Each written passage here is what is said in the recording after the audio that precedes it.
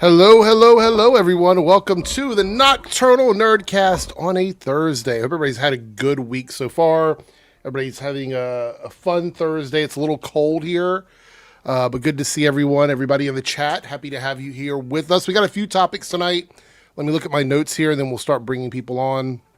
I'm not sure how many people we have in the back. I have a bunch of tabs open. We're going to be talking about Fallout. There's some news about Fallout if you're not watching that on Paramount. It is a few episodes in right now.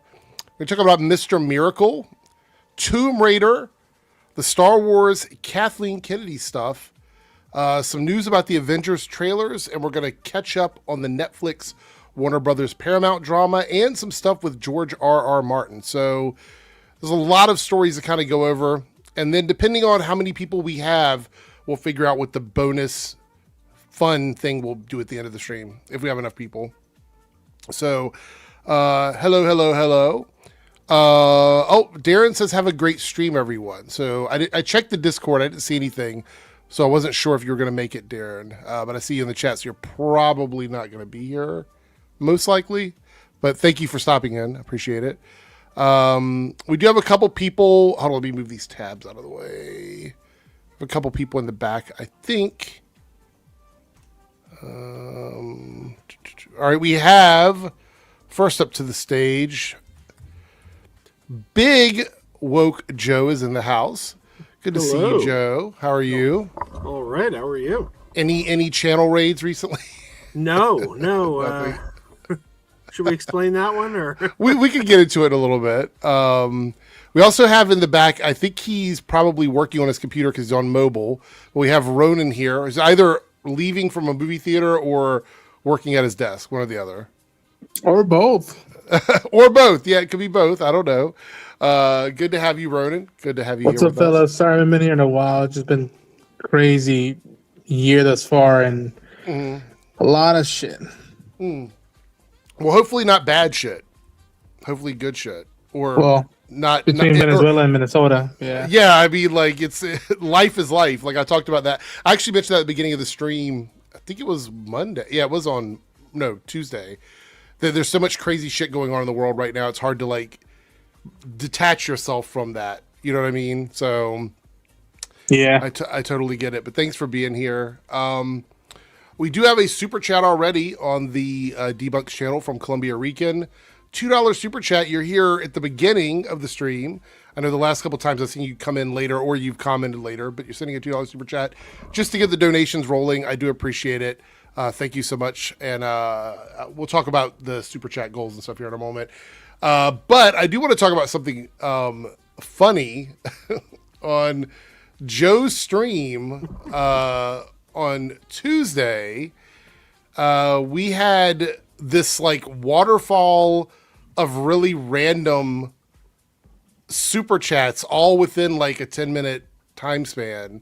Yeah. And it's unusual because like, not because, you shouldn't be super chatting Joe, but because typically Joe has a more niche, smaller group of people that watch his streams. And so we're seeing a lot of names that we hadn't seen in the stream super chatting. And it was a little bit strange. And you gave me a little bit of information on that. So what actually happened, or what did you find out about that? Yeah, so I mean, within the span of 10 minutes, I got $30 in super chats, which is unusual for my channel. And they were weird comments, like some weird, some slightly vulgar, some just bizarre. And I get an email the next day from one of my viewers. This guy's contacted me before. And he said, hey, I just wanted to let you know what happened on your channel yesterday. You were raided by Shuley from the Howard Stern show. Shuley from the Howard Stern show has his own YouTube channel called the Shuley Network. And apparently one of the things he does is he goes live, sees who else is live, and then like watches the live stream on his live stream and sends everyone over, like his viewers, like get over there, get in his comments, and they do that, and then they move on to the next one. And it's just like, it's locked behind a paywall though, right? Like you can't go watch the streams, right? So if you want to be a member over at Shuli's YouTube channel, you can watch the other side of it from his perspective. He's probably making fun of us. I don't know. I can't see it. It's behind a paywall. Right. So, but yeah, hey, I made $30 off it. Yeah, I think I went through and looked at some of them, and like all the ones where it's like reacting to other people's streams are members only videos. So I have a theory about why that is. I watched a couple clips on that channel.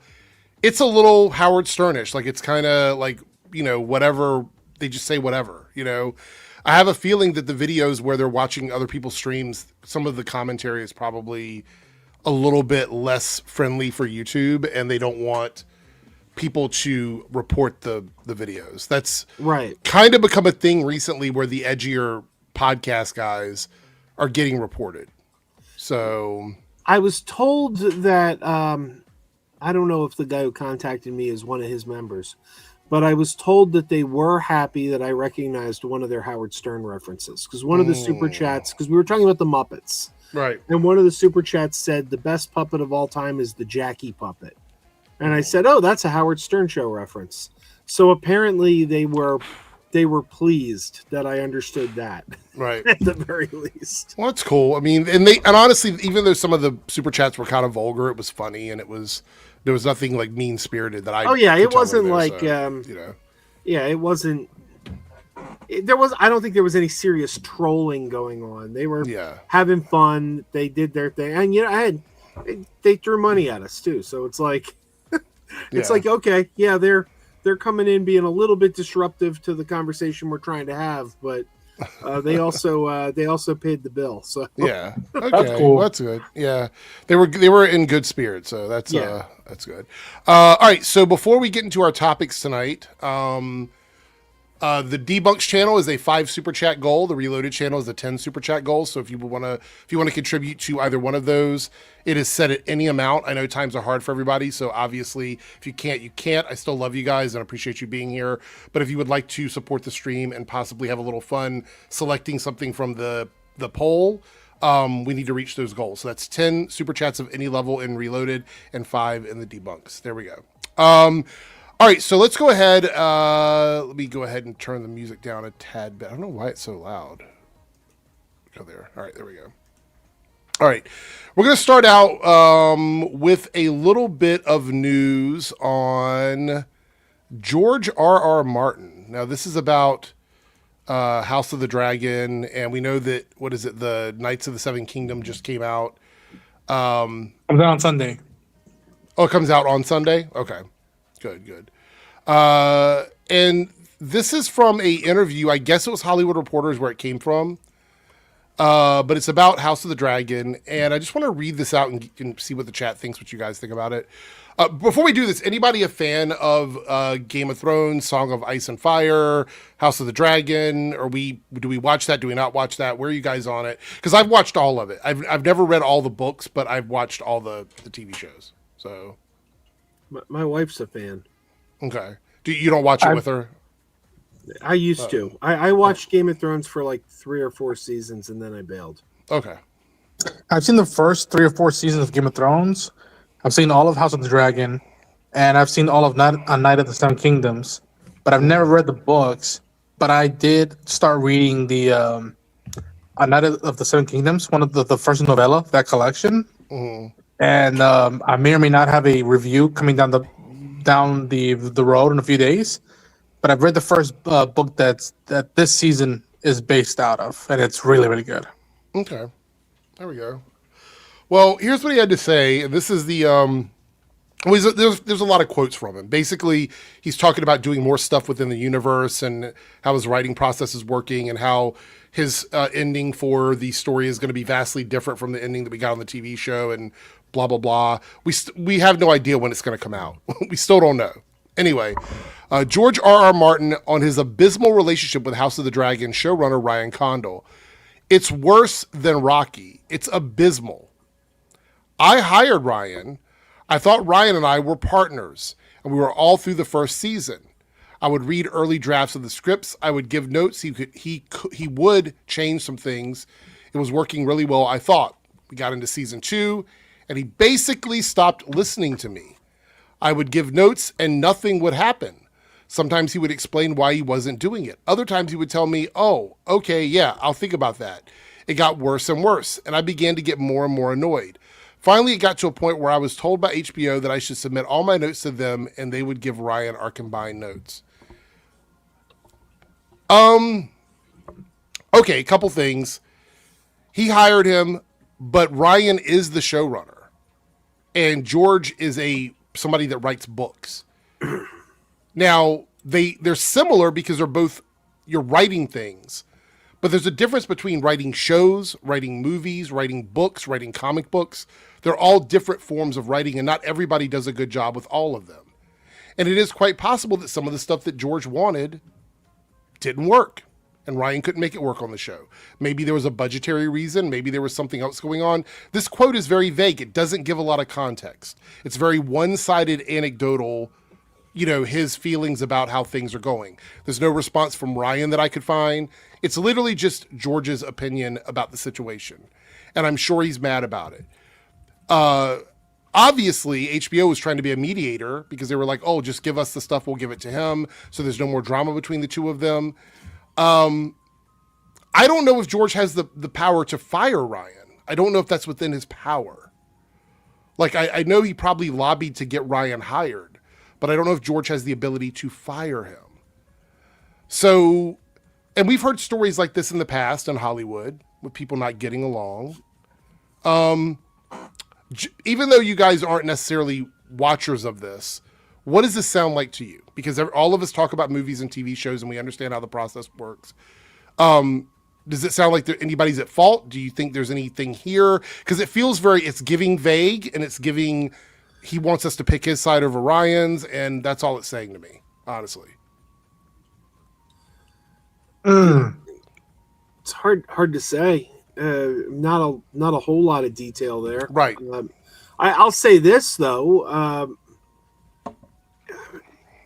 We've heard that the final season of Game of Thrones and the final episode of Game of Thrones was based on his notes of how the book was. I know now you just read that he says the book's going to end differently. Well, is that because he's changing the ending? We know it was based on his notes. He got a test run without any responsibility, really. So right. So maybe he gave his notes to the showrunner, and the showrunner read them and said, "Hey, I ain't doing a Game of Thrones finale again. This is terrible." Well, the other thing is, what if there was some drama that happened between them that he's not telling us? Very possible. Like, what if there was an argument? What did Ryan say? Why did he ever confront him about it? There's just a bunch of stuff that's just not present in this quote. Probably Rhoda, any thoughts on this? Yeah, go ahead. It's weird because he says that first season was good, and then the second season it started feeling like way more than Rocky. I'm like, well, everybody really dug season 1. Season 2 got mixed, and it's just like, well, beyond that, what else happened? And I don't know. It's funky, man. Because you say, can he fire him? I don't think he could fire him, but HBO can. And where does that leave off with the relationship with George R. R. Martin? Because again, from what he said about the first season of A Night of the Seven Kingdoms, he said he's very pleased with it. And as someone who, again, I've seen the 6 episodes and I've read the novella, without spoiling stuff, it honors that novella very well. And so I'm like, was it a power move? Like, I don't know. It also makes me wonder, what if he did take the notes and the season was bad?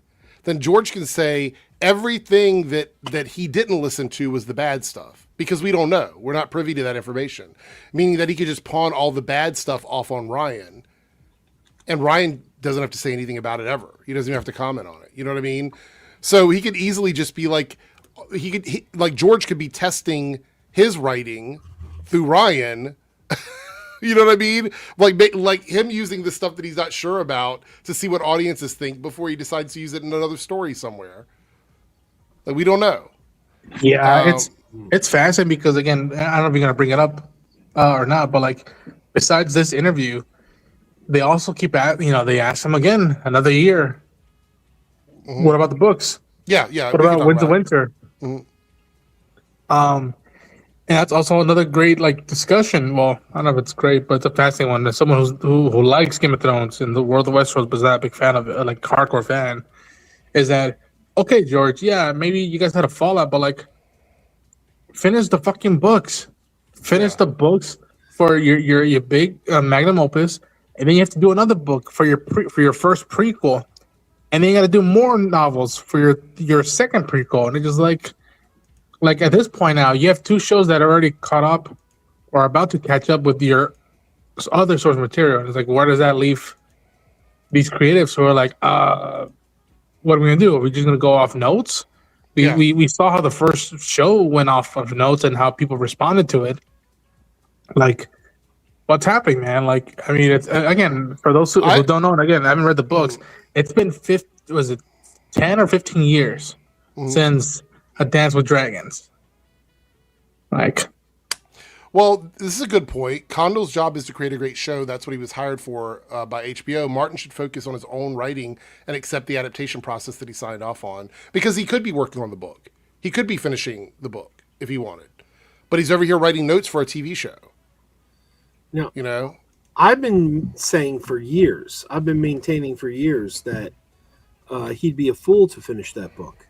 I don't think he should finish that book, or if he's going to, he should wait and have it published posthumously after he dies. Because, like I said, if the finale of the show was based on his notes, then the fans have already told him they hate how the book ends.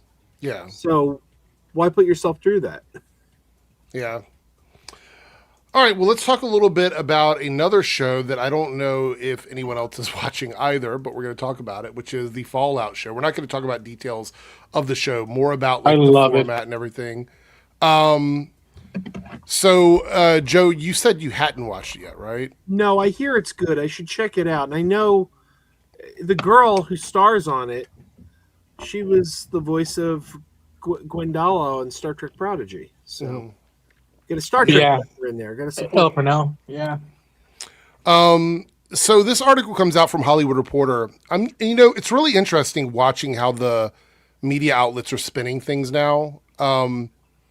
Because it's almost like they could choose which way they want to go, but they know that the more negative titles work for them, and therefore it's forcing everybody else to do the same thing, because you have to follow the lead. You can't push against it because it doesn't make a lot of sense if you're reading an article that's negative and you're trying to spin it as a positive. However, I'm going to try here because I want to talk a little bit about the process. So, streaming ratings, Fallout falls off with change from binge to weekly release for season 2. And it says Stranger Things retains its hold at the top spot overall. It's going to be really hard for anything to beat Stranger Things for a while, just to be honest. It says here, the Nielsen streaming stats for season 2 premiere Fallout are significantly smaller than those for season 1 in 2024, but that's hardly the complete picture. Fallout accumulated 794 million viewing minutes on Prime Video for the week of December 15th through 21st. Season 2 debuted on December 16th, and raw numbers, that's way down from 2.9 billion minutes of watch time from Season 1's opening week in April 2024, which stands as the best premiere for a series ever on the Amazon-owned platform. Do you know why this is extremely misleading? Anybody? Okay, let's read why, because it's a big deal. 794 billion versus 2.9 billion minutes. You're like, wow, what the fuck? There's a couple of big differences between the seasons, however, that help account for the disparity. Prime Video released Fallout Season 1 as a binge. In Season 2, the streamer opted for a weekly release, and it dropped only one episode on December 16th, rather than 2 or 3 as it's done for a number of other series. So, yeah, one episode is not going to compete with 2.9 billion minutes of watch time when you've only released one of them. Right. So this title, like the title of this article here, it's not wrong, but it makes it sound like Fallout is doing badly when the math isn't mathing. Yeah, no, that makes sense. So I'm like, why did we... Because I clicked on the article and I'm like, I know a ton of people online that are discussing Fallout. I know a ton of them. So, like, how is it doing so poorly? There's no way. And now it makes sense. I'm like, oh, okay. That's why. And then it goes on down here to talk about who's in first, second, third, blah, blah, blah, whatever. But the first part here is really the only part I want to talk about. And I want to also discuss switching from binge to weekly releases. So I have been a big advocate for like doing either a hybrid, like releasing 2 or 3 episodes and then do the final 6 to 8 episodes week to week, or just doing a week to week release for the life of a TV show. Because I think it's better for the life of a TV show for some sort of like monthly hold on the zeitgeist. You know what I mean? To like have people talking about it. Very few shows that come out in a binge format have a hold that lasts beyond a couple of weeks. Typically people talk about them for a couple of weeks and then you're waiting 3 or 4 years for the next season. And that's just the way it works. And it feels longer because the show you watched in a binge, you have to wait until the next 2 or 3 days in 2 years that you're going to watch it again, instead of getting it over like 2 or 3 months, because you feel like you spend more time on the show, even though it's the same length of time in episodes. So I think overall, I'm more on the side of like a long form viewing version of a show. However, I do understand that people like binge watching, but you can binge watch if you just want to wait until it's all out. That's the part that I don't understand. If you're somebody that doesn't care about watching it right away, you're somebody that just wants to watch it when you want to watch it all at one time, then just wait for the whole season to come out and then binge watch it. I think that's a good compromise. Or again, the hybrid model, which is release 2 or 3 episodes on the first week and then weekly after that. I think that's fine too, because it allows binge people to wait till about the halfway mark of the season and then they can start catching up with everybody else. And I think that's fair too. But you're not going to train people to do that right away. It's not going to happen overnight. Shows are going to see lower numbers like this initially because they're doing something different. They're trying to retrain the audience to watch stuff in a different way. And it's going to affect things. I remember when binge models first dropped, it was a problem. People didn't like it. A lot of people were complaining about it. And then within a couple years, everybody loved it. It was the way everybody watched stuff. And now they've got trained everybody to binge everything. Now we want to go back to the staggered release, the scheduled release, the seasonal releases, which I think, again, is a net positive to the viewing experience. I don't know. What do you guys think? Any thoughts on this? Well, like you said, from a numbers game, it's like if you said, hey, the buffet down the street is serving more burgers per person than Burger King is. Mm-hmm. It's like, well, duh. They're you know, people go in and they order one, but if you have like 12 out, it's like, it's just, yeah. But studies have shown, and it has kind of been proven, that the overall health of these shows goes better with weekly releases, because like you said, it keeps it in the conversation longer. Water cooler. Yeah. Again, I think the reason why I am glad there's a weekly release is keeping the talk going, but the marketing has to back that up. And I think the marketing hasn't been as strong as season 1. And it's like, no, pump up. You have enough money. Don't give me no excuse, Amazon. Like, pump up the money, let people know that it's out, and then it'll get more word of mouth. Because I'm telling you right now, we're already across the halfway mark, and this season might be better than season 1 already. Yeah. I'm having a good time with season 2. And Joe, you definitely need to check it out, for sure. All right, let's go ahead and move in to the hot topic, which is Star Wars Shakeup. Kathleen Kennedy steps down as George Lucas's protege. Dave Filoni and executive Lin-Win Britton take over at Lucasfilm. However, Kathleen Kennedy isn't leaving. She's just stepping down as the one making all the decisions. Now, we have a lot to read here, but I want to get into this. And before we start talking about this, actually, I want to know, what are your overall thoughts on Kathleen Kennedy as the overseer of Star Wars over the last decade? Because that's essentially about the block of time. Any general thoughts on that? Oh, boy. For the trilogy, the sequel trilogy, I didn't always agree with choices that were made. And I feel in hindsight like, wow, I get it. a big corporation bought this franchise and they wanted their money back and all that. But like, you're Disney, it's Star Wars. You're gonna get your money back. Just give the people time. So that left a mark. But as I said in my video that I posted, I'm like, you know what? Yeah, I didn't like the handling of that trilogy, and that really again, I'm not gonna say destroyed the franchise, but it left a mark on the Skywalker saga, in my opinion. But under her watch as well, I got Rebels, I got The Mandalorian, I got freaking Andor, and I got a ton of other animated shows that I adore as well. So yeah, the big pillar, the cinema, which is how it started for Star Wars, that was executed in a certain way, but it also, under her reign, the franchise grew with characters and other stuff. I appreciate that. Okay. So you're like hot and cold depending on what the project is what you're saying, essentially. Yeah, and also like again, a lot, and I said in my video that a lot of folks right now are gonna be very masturbatory of this announcement. Oh, finally, all this. I never been like that. I'm like, you know what? Like, she is a legend before she became president of Lucasfilm. I'm like, she produced some of the best films ever made.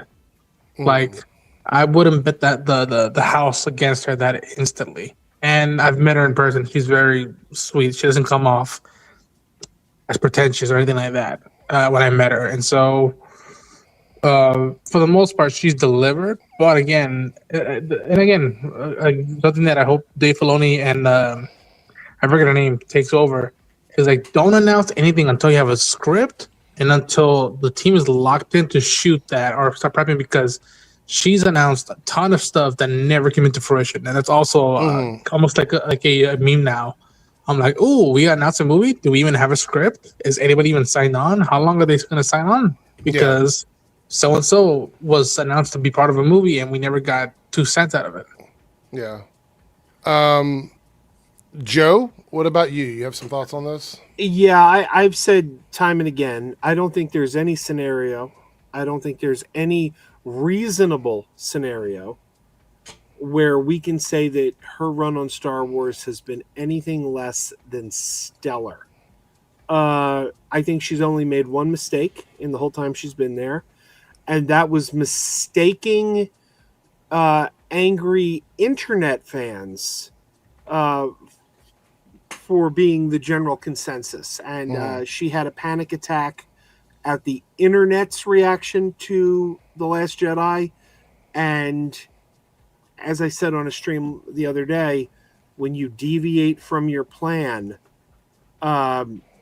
it usually doesn't end well. And they deviated from, and despite what J.J. Abrams claims, they did have a plan. They did have a plan. The sequel trilogy was planned out.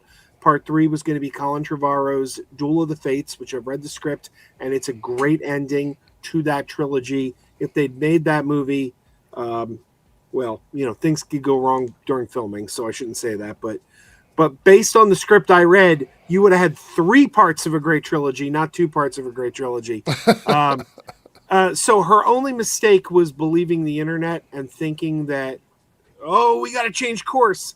That was a mistake. Yeah. But I've said time and again, Disney and Kathleen Kennedy have made more good, high-quality Star Wars than George Lucas ever did. George Lucas gave us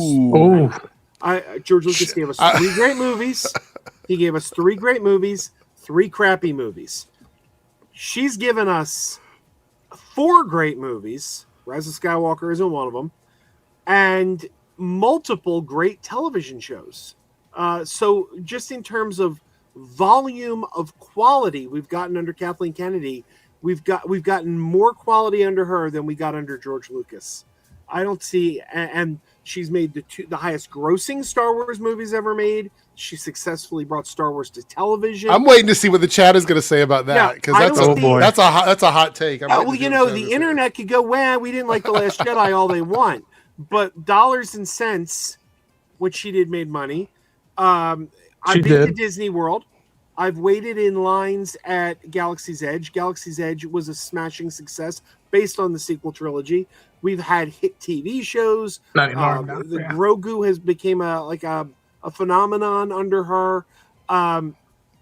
There's no metric where we can say she failed, other than some people cried on the internet and made angry videos. Wow. I'll say this. That like with Joe, and again, just a different point of view. Joe says they had a plan for the sequel trilogy. From my perspective, they had a plan. They're going to put out 3 movies. Now, how they connect and all that stuff, that's a whole other ballpark, because I feel the turbulence between those 3 movies. And we don't live in a vacuum. So we saw that in headlines, I think, for me. But to be fair, the turbulence was at part 3. If you watch The Force Awakens and you watch The Last Jedi, The Last Jedi is a natural extension of The Force Awakens. Like it's this is where the story logically goes next. But then you get to The Rise of Skywalker, and then it gets cut off. Then it's different. Yeah, I don't know, man. And again, I, for the record, I never had a bad movie experience with a sequel trilogy, even though I'm mixed on the trilogy. I never had a bad movie experience in the theater. But when I finished The Last Jedi, I was like, wait, what just happened? Because Finn was the same way he was in Force Awakens. Poe just got was sent to detention, and it was all about Rey and Kylo, which are cool. They're the popular characters, but I was just like, wait, what? And again, we can go down a rabbit hole of the sequel trilogy, but let's just say that, like, I'll give it a joke. For me, she did more good in TV than in movies, which is ironic because she was she was a movie producer. But yeah, She delivered 4 great Star Wars movies.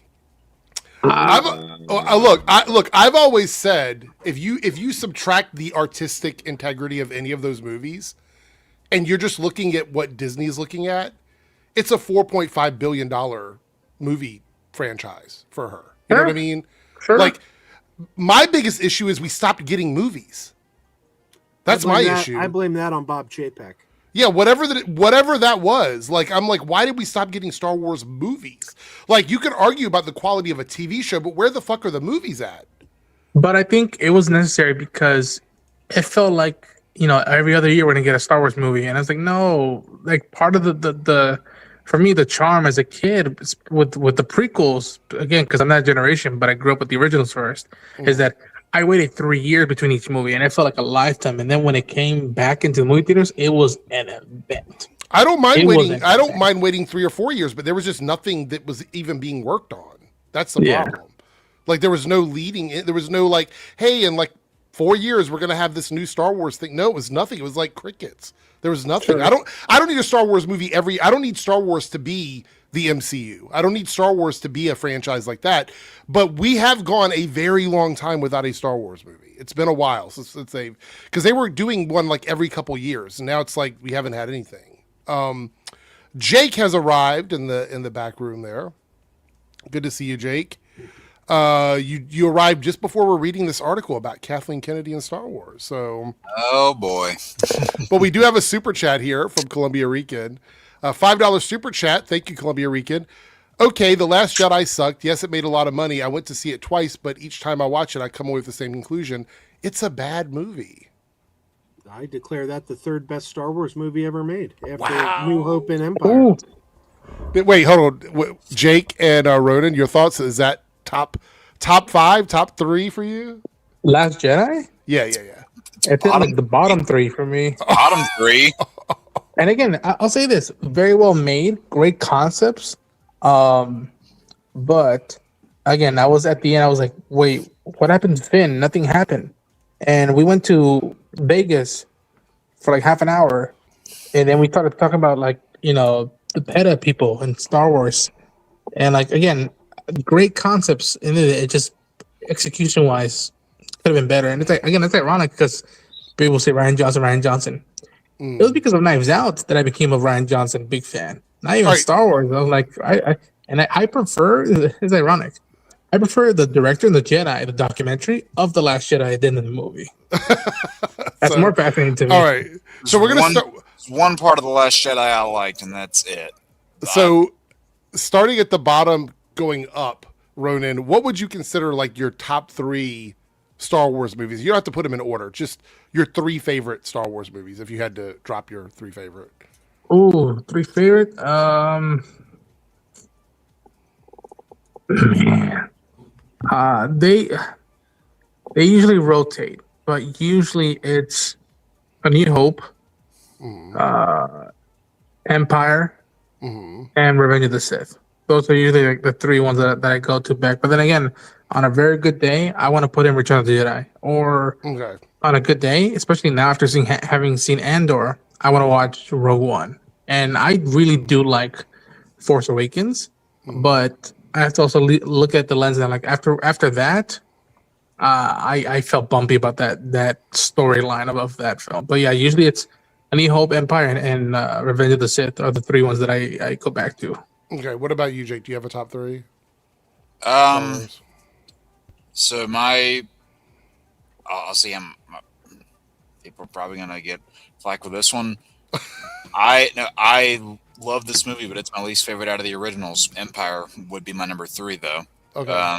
Then A New Hope at 2, Return of the Jedi at 1, but also like Ronan, depending on the day, like it could also rotate to be Rogue One. I think that movie's great. And then Revenge of the Sith is a solid number 5 for me. Okay. All right. And then you get the rest. This is your letterbox, Joe? Yeah, this is my ranking. Of all of them. I actually right, there's on. only Hold 3 on. in the franchise that I would call flawless. I think Empire, New Hope, and Last Jedi are flawless films. All right. And when I say A New Hope, I am talking the original theatrical cut, not the special edition. Okay. Agreed. All right. So Empire being number 1 is not really a hot take. I think you could argue any day of the week that Empire is going to be number 1. And I would put Empire in my top 3. And then you've got A New Hope. And look what he has at number 3. Rather not. Like, and again, it's such a weird. I've never heard anybody put Last Jedi in their top 3. I've just never seen it. Really? Before. It's really, yeah. I would put Force Awakens over it. I like Force Awakens, not nearly as much. Yeah, and again, it's someone who like how I've been talking about the sequel trilogy. I don't think Solo is bad. I don't think it's great. I was like, you know what? It was better than I thought it would be. So my top 3 would probably be, in no particular order, Rogue One, Empire Strikes Back, and it would be a toss-up between Return of the Jedi or Sith, right? That would be my top 3. And I actually like Solo. I do. It's just Solo to me is so different from all of the other Star Wars movies that I almost forget that it's part of the Star Wars universe, if that makes any sense. Yeah. I like it, but it feels like a one-off Elseworlds Star Wars movie, which I'm not saying that is a bad thing. I think it's a great, like, you sit down, you watch it, you have a good time. I think it's fine, but I just don't feel like it really connects. I'll say this: come May, I would not be surprised if Mando Grogu cracks my top 5. I would not. Oh yeah, same. If they play the cards right, yeah. The weird thing about Solo, and you just did it. The weird thing about Solo is people will always say, I didn't think Solo was that bad. And the funny thing is, it's because it failed at the box office. There's this misconception that people think it's bad. But generally speaking, people liked that movie. They didn't see it in the theaters, but it did. Once it hit Netflix, because Disney Plus hadn't come around yet, it went Netflix first. People saw that, and a lot of people were like, wow, this is really good. It wasn't that people didn't like it. It was that people didn't see it. To me, it's like Indiana Jones in space. That's kind of what I take the movie as. And it feels like Han Solo peaked in high school. Like in the span of 2 days, he did everything. He got his ship. He got his best friend. He got his car. He got his, ex-girlfriend. And it's just like, to me, my favorite part of Solo was the Crimson Dawn stuff. Nothing to do with Han, especially the way they gave him his name. I'm like, I'm not losing sleep over him. I'm like, you gotta be shitting me. Are we doing that other list tonight later? Only if we get a 4th person and they can stay till the end. That's the only way we'll do it. Because I want to have I want to have a 4th person on. Because I think Ronan, you're not staying all the way to the end, right? I don't think so, man. Like I'm Yes. doing my best to stay awake now. Yeah, that's what I mean. So we'd have to have another person because I think Ronan's going to leave early. Okay. After 14 years guiding Star Wars into the modern era through its ups and downs, Kathleen Kennedy is stepping down as the president of Lucasfilms. Her departure from the company, which is effective this week, has long been expected, but still marks a seismic shift for the biggest brands in Hollywood. Kennedy is not departing the galaxy far, far away immediately. As part of her exit, she will continue on as a producer on the next two Lucasfilm movies, The Mandalorian and Grogu, coming May 22nd, and 2027 Star Wars Starfighter, which is the Ryan Gosling movie. She will pursue other projects outside Lucasfilm as an independent producer. So she's still going to be working in the industry, and she's still going to be around, if that makes any sense. In her wake, Executive VP and Chief Creative Officer Dave Filoni has been promoted to oversee the creative direction of the company as President and Chief Creative Officer of Lucasfilm. President and GM of Lucasfilm Business, Lin-Wen Brennan, will handle the business side of things as co-president at Lucasfilm. So this is the same thing as like James Gunn and Peter Safran. You have one person in charge of being in there, coming up with the ideas, greenlighting all the ideas. Right, and then you have the other person working on how do we budget this movie? What can we spend on this film? What can we spend on the marketing? What can we do with this actor, et cetera, et cetera, et cetera. So it's like two people working together. We've seen how that functions with the DCU. What do you guys think this looks like for the Star Wars universe being applied in the Star Wars universe? Because it's not quite the same. We don't have like a story that necessarily has to carry through on every project. Star Wars is very much like we can do projects that are different if we want. You also can't just reboot Star Wars whenever you feel like it, like you can with DC. Yeah. Again, it's we haven't felt the first year or two of this era. So I say let's see how it goes the first 2 years, and then I can start analyzing and seeing how I feel about it. But like again, I say in my video that like as long as Dave doesn't get too overwhelmed by it, and his creative side still keeps going, then I'm happy. Because again, in some regards, it's I for sure thought I thought it was inevitable she was gonna leave, but I for sure thought it would at least wait till at least Starfighter came out. That way she has 2 more movies under her belt under her time, and she could have said goodbye at Celebration next year. But like, I love y'all, thank you for the time, may the first be with you, and goodbye in LA. And I'm like, all right, that'd have been a great send-off. Yeah, that could have been a moment. It actually it feels like also that this is going to be very similar to like the Snyderverse, where if these 2 movies underperform, or they might even underperform because of the fact that she's now stepping away, and people are going, well, there's no point in seeing these because we're going to see new stuff after she's gone. I really hope that doesn't happen. A lot of the general public that contributed to the financial success of the sequel trilogy, they have no idea who Kathleen Kennedy is, so that's not going to matter to them. And don't forget, people are stupid, because with the Snyderverse stuff, when that happened, you had some people that are like, we're not going to go see The Flash or Aquaman 2 or any of these things because we were told there's a reboot. But then you had other people who then turned around and said, see, those movies failed because James Gunn's the producer. And it's like, yeah, James Gunn had nothing to do with those. So it's like he got it either way. He didn't even touch them, and people tried to say, well, it was because of him. No, he definitely touched the ending of The Flash. That was all him.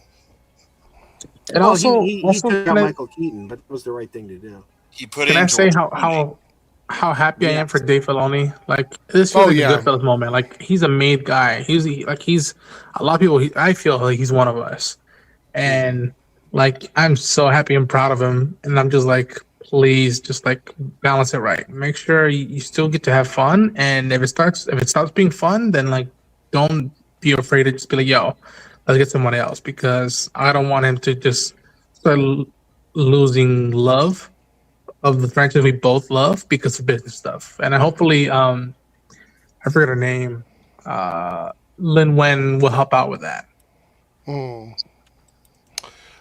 Columbia Rican here with another $5 super chat. That's 3 out of 5 in the debunks and 0 out of 10 out of the reloaded, which is unusual, but I do appreciate the tips, obviously. I've watched all canon Star Wars movies, TV shows, game cutscenes, and read the books in chronological order. And The Last Jedi diverts the universe. Is that pretty much the general consensus of most of the Star Wars fans? Is that it's divisive and pulls the universe apart? Some parts. I think from what I gathered and that those years was that like general audience didn't mind it. It was a lot of people who were like following and be like, wait, what? What are we doing here? And again, there's some stuff that I'm glad they tackled. There's some stuff that I'm like, why the hell? Like again, something that I'll never understand to the end of times. And again, I get it, scripts and all this stuff, but like, I don't know how you go in a few years with this new era of franchise. You have 3 actors at that time, 2 actors, 1 actress who were alive, and are the pillars and the people that brought us to being in love with this franchise. And you don't put Carrie Fisher, may she rest in peace, Harrison Ford, and Mark Hamill in one fucking shot and put it together. I think that was the right decision. I've said, thank God they didn't. Thank God they didn't put them together, because you cannot construct a story around a fan moment. You can't say that's not the story they told. The story they told, there's no organic moment where those characters would come together. So you would have to completely revamp the story just for a moment. And thank God they didn't do that. They put story first. That's what they should have done. Oh, what a story! I always see this meme. Where people go, "What Star Wars fans wanted," and it's got them all on the Millennium Falcon old. What Star Trek fans got, and it's got the whole crew on the Enterprise in Picard season 3. And I'm like, yeah. And it was dumb when Star Trek did it. It was dumb. Like suddenly the ship that crashed like 30 years ago, oh, we rebuilt it. Nobody knew. Like, I mean, it was like, thank God Star Wars didn't do that. Any thoughts on that, Jake? I see you shaking your head. I mean, I just find it ironic that you say you can't build a story around a fan moment, yet you praise the sequence in The Flash where it's ugly CGI multiversal slop that doesn't serve any narrative purpose. No, it literally does serve a narrative purpose. That's crucial to the plot. Like I said, you take a look at something like Into the Spider-Verse, where you have basically cameo porn, all these Spider-Men just showing up. That doesn't really serve the plot. But that scene in The Flash was crucial to the plot. Them seeing all those characters? Exactly, because it was showing the multiverse breaking down. So that was a moment that was absolutely crucial to the story being told. And I always say that's cameos done right, because it was crucial to the scene, and it was only a moment because it didn't take up it wasn't distracting. It was like it was there, it did its part, and it didn't overstay its welcome. Oh. Any response to that? I mean, because if not, we'll just continue with the article. Just keep going. Damn. That's just, they're like no eye to eye there at all. All right. Goes Filoni and Brennan says, or Kathleen says, it's been a true privilege to spend more time in a decade working alongside the extraordinary talent at Lucasfilm. Their creativity and dedication have been an inspiration, and I'm deeply proud of what we've accomplished together. I'm excited to continue developing films and TV with both longtime collaborators and fresh voices who represent the future of storytelling. So it sounds to me like she's still going to be around with Lucasfilm in some capacity. Like, do you think she's going to stick around as like a advisor or something along those lines? Do you think that's going to happen or no? Might just have a similar role to what Mark Guggenheim was after he stepped down as showrunner on Arrow, because he still had a producer consultant role, but he wasn't spearheading everything from that on. Goes on to say, the new leadership arrives with its own set of questions. Filoni is best known for his intimate and arcane franchise knowledge, which served him well in animation. Now, Ronan, you were talking about Filoni just a moment ago.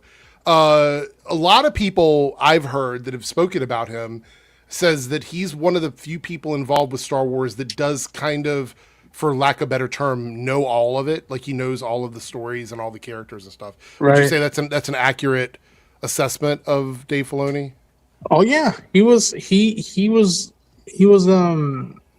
George's right-hand man when he created Clone Wars. Like almost everything he knows about filmmaking and like animation onwards now, he learned that from George, and he was there all the time while making that show. And then when George sold the company, the first thing we ever got out of Star Wars was another animated series, and it was Dave co-creating it and running on his own. And again, I've been saying that for the longest time. The gold standard of Star Wars was animation and their shows. And then The Mandalorian and Endor came around, and they're like, "Hold my beer." And in one of those shows, Dave was a co-creator / producer and sometimes writer and director of it. So he is a foundational person. He is, again, people were making the comparisons. He's the Kevin Feige of Star Wars, or now in some regards the way, regardless of how you feel about him, but like personally, but like how you see the reverence James Gunn has for DC Comics and the characters and the universe. You feel that with Dave and Star Wars, and he's very passionate, enthusiastic, but he also is laid back. He's like a cool uncle. When they talk to him about how fans are, he's like, "Oh yeah, fans, this and this," and he knows that. Like, again, he talked about how much he appreciated the prequel trilogy when it was coming out, when everybody around them was bashing it. So Dave is very knowledgeable. As Fetman says here, there's a few behind the scenes moments of them making Clone Wars where Sam Witwer has to correct him. Really? Yeah. Sam Witwer, who plays Maul, at one point, from what I've heard, one of the very few times where someone out nerded Dave Filoni. But yeah, I for the longest time I was like, you know what? Eventually, if Kathleen wants to leave, and he's okay with it, if this is something he wants to do, then he is the heir. By the way, Sam Witwer is a great guy. Oh yeah, I actually have an autographed picture of Sam Witwer hanging right over my monitor here. He was one of the best parts of a show that was very up and down for me on the Arrowverse. Which was Supergirl. Oh, I didn't even realize he was on. Yeah, he played a great character on Supergirl that they did not do enough with. They basically he crushed it the first half of the season, and they just forgot about him. They loved turning characters in the Arrowverse that are heroes originally into very underwhelming, poorly developed villains. The show I have an autographed picture of the full cast hanging here. I don't know if anyone's seen it, but he was on a wonderful show called Being Human. Yeah. Yes. Terrific show. Yeah. Season 3 of The Mandalorian and Season 1 of Ahsoka dealt with intricate facets of inter-clan rivalry and Jedi witches that were perhaps too in the weeds for casual viewers. But he was also set to make his live-action feature directorial debut with a movie that combined characters from these 3 series.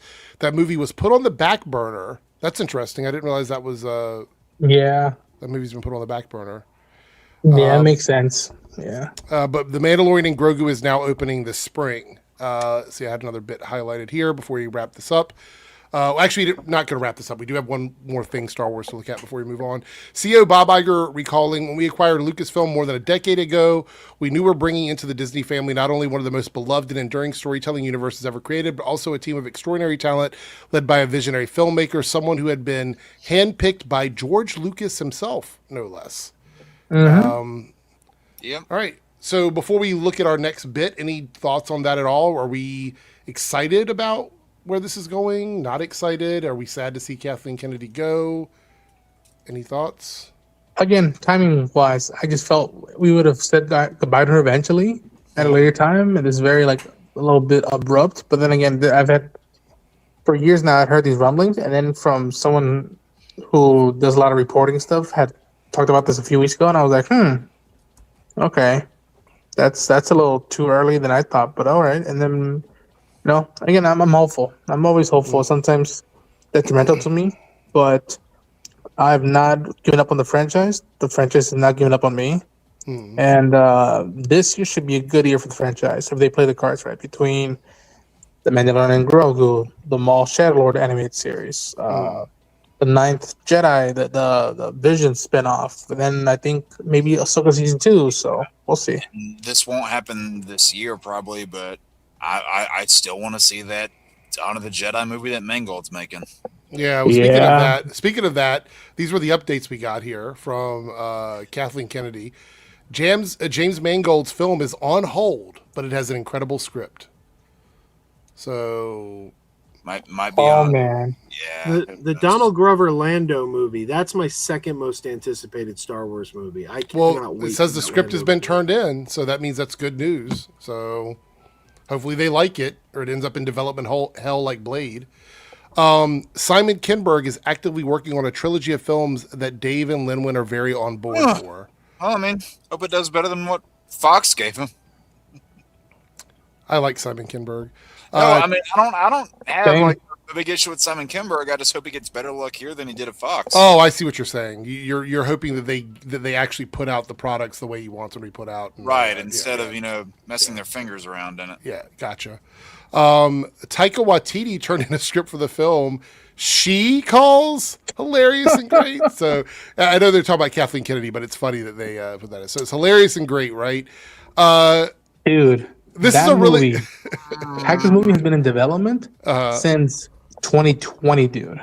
right. All right, so Oh, dude. go ahead. Chapek era, man. Chapek era. I was watching an investor call. There's an infamous stream they did where they announced a bunch of these TV shows and movies. That's when I first heard the announcement for that movie, and I'm like, again, it's a meme now. Like, That's probably the one I'm third most excited for. What, the Taika Waititi one? Yeah. Okay. I mean, I adore Taika Waititi. Okay, other than Next Goal Lives. Let me just say this. This is so funny because it always goes back to Thor: Love and Thunder. I feel like everything we ever talk about just funnels back into that movie every single time, somehow, some way. I like Taika Waititi in general, and I liked what he did with Ragnarok. I know that some people don't. But I like what he did with Ragnarok, and I know that's divisive, but I think that was probably the best blend of Marvel and Taika's work. I think Love and Thunder is the worst version of that, in my opinion, and I know that's probably a different opinion for everybody else. And I like Taika Waititi's TV shows and other movies that he's worked on. I'm nervous about what a Taika Waititi Star Wars movie would look like based on what we've had with Star Wars over the last few years. And dude. I know, Joe, you say that it's in your, what did you say, it's your third most anticipated? Yeah, I mean, I just have complete faith in Taika Waititi. I mean, every movie from him I've seen has been brilliant with one exception, and that's Next Goal Wins. I haven't seen that one. I was so disappointed in Next Goal Wins. I wanted to love that, and I walked out and I'm like, well, as John Campea says, everyone's got a bad day at the office. Next Goal Wins was Taika's. But yeah, no, What We Do in the Shadows. I mean, the guy's brilliant. I love What We Do in the Shadows. And Jojo Rabbit. Yeah. And again, like, to me, my favorite thing of him combining his style with some other big IP, it's not even the Thor movies. It's the episode he directed of season 1 of Mandalorian, the finale. That was such a good finale for that season of television. And it had his aesthetic all around it. Like, I love Our Flag Means Death, one of my favorite shows. It's so funny and so ridiculous, and I love that. And I love when Taika Waititi is doing stuff in his own universe where he can just go crazy with whatever he wants. My concern is when he goes into another established universe and kind of has a free-for-all with it, because then it just kind of breaks things for me, personally. So that's my only issue. Because I think that's the job of the producer, though, to make sure it doesn't break things. Though. No, you're absolutely right. But I'm saying, like, that's, for me, that's what happened with Love and Thunder. And I know you're going to disagree with me on that, but I feel like Thor Ragnarok was one where he had the opportunity to put all of his fun stuff in there, but there was also somebody sort of going, this is our brand and we have to do things a certain way. And with Love and Thunder, I think he went too far with the Taika Waititi stuff and nobody pulled him back. Again, that's just my personal opinion. And that's my concern about Star Wars, is Dave Filoni going to be someone that's going to oversee it and go, we can't have screaming goats for 2 hours. And I know you like the screaming goats, but I don't know if I can do the screaming goats for 2 hours. You know what I mean? I don't think, well, that's the thing. I don't think they'd fit in Star Wars. Well, no, I'm using that as sort of like an example of other ridiculous thing they could do in the movie that would be too much. Because his humor is very much like absurdity. Like, it's just ridiculous, funny stuff. And I do enjoy that when it's him having a chance to do it in his world. I just don't necessarily enjoy that. So Our Flag Means Death is peak Taika Waititi. I agree with that. I think it's one of his best things ever. He had another TV show that nobody watched, and it was great. He did a reboot of the movie Time Bandits on Apple TV+. I did watch that. No, we watched that. So good. I love that too. Original movie in the 80s is still superior. I still love the original movies too. Yeah, the original movie as well. I think he does good when he has an opportunity to work on something himself. I'm very concerned about what his Star Wars movie would look like. That's just one of my concerns. You know what's fascinating? I'm just not a Taika fan in general, so it didn't give me a lot of confidence. Yeah. The pushback I've been hearing about now Dave being co-president is that there's been always been this rumor that like he's not a big Andor fan. And I was like, I really hope that's not Dave true Filoni's because not an Andor fan? Well, so what? it's just a rumor. It's what I had always been hearing. It's a But wait, rumor. why And would I'm like, anyone care? Andor's over. It's not like he's going to strike it from canon or something. I think mean, people might be worried that he'll never do something with a serious subject like that again. yeah, that's the thing that I would hope that he sees that like, you know, and again, I would like to ask him one day how he feels about it because he co-created Clone Wars with George Lucas, my books. Andor is that. It is the Clone Wars just with no Jedis, and it's way more grounded in that regard. And I'm like, you know, I don't need every show or movie to be grounded, but once in a while, throw me a bone like that. Like again, there's you know, a lot of fans and especially a lot of journalists who love Andor. They keep pitching to Tony Gilroy, do another show with two of the ladies that survived, and just have them hunting down all the Imperial warlords, like you know they would do back in the days with the Third Reich and hunting down officers that fled. Like you could do that in Star Wars, and that'd be like a killer, no pun intended, show to do of like what happens when the war is over and there's still these relics from the past. Yeah. And again, I hope something like that does come down the pipeline. But I hope Dave does see the range, that there has to be range in Star Wars. Everything can't feel the same. If it does, then we really are fish in a barrel, looking for trouble. Use the term grounded without really knowing what it means. Exactly. So, Jake, did you like Andor? Yeah. Loved Andor. Okay. And Loved Joe, Andor you didn't watch Andor, right? You didn't like it? No, I forced myself to watch. I watched 7 episodes of season 1, hated it, and bailed.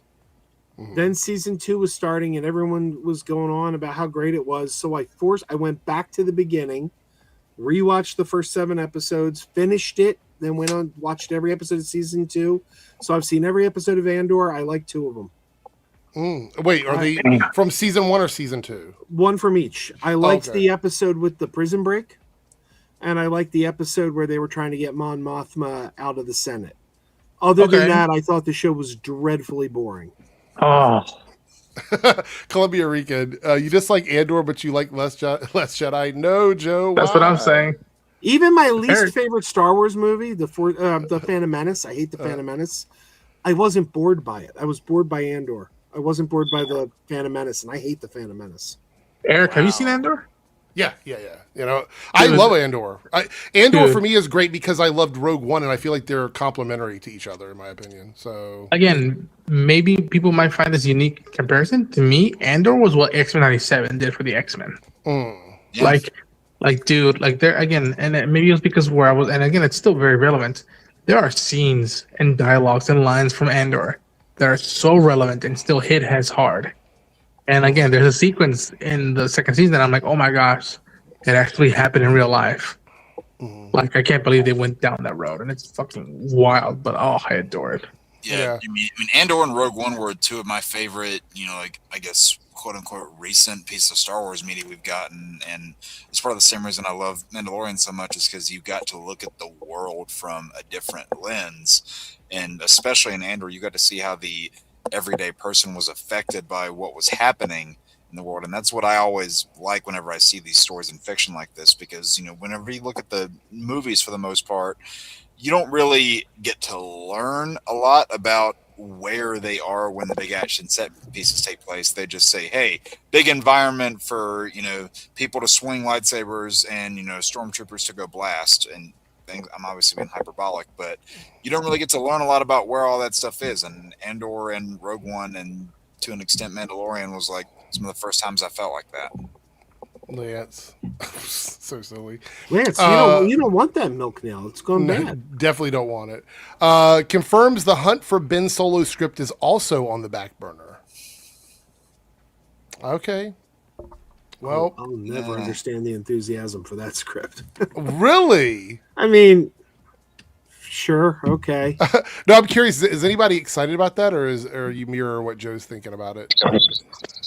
If it ever happened, I'd watch it. But am I like, I need that right now? No. I'd rather get an Andor spinoff than that. I also think the excitement for it is disingenuous. Because I see all these people on the internet who tell me how much they hate the sequel trilogy all day long. Oh, the sequel trilogy was crap. But then they're like, why aren't we getting the Ben Solo movie? I'm like, no, I'm not buying it. You're telling me you hate this trilogy, but you want the Ben Solo movie? No. All right, Be consistent, at least.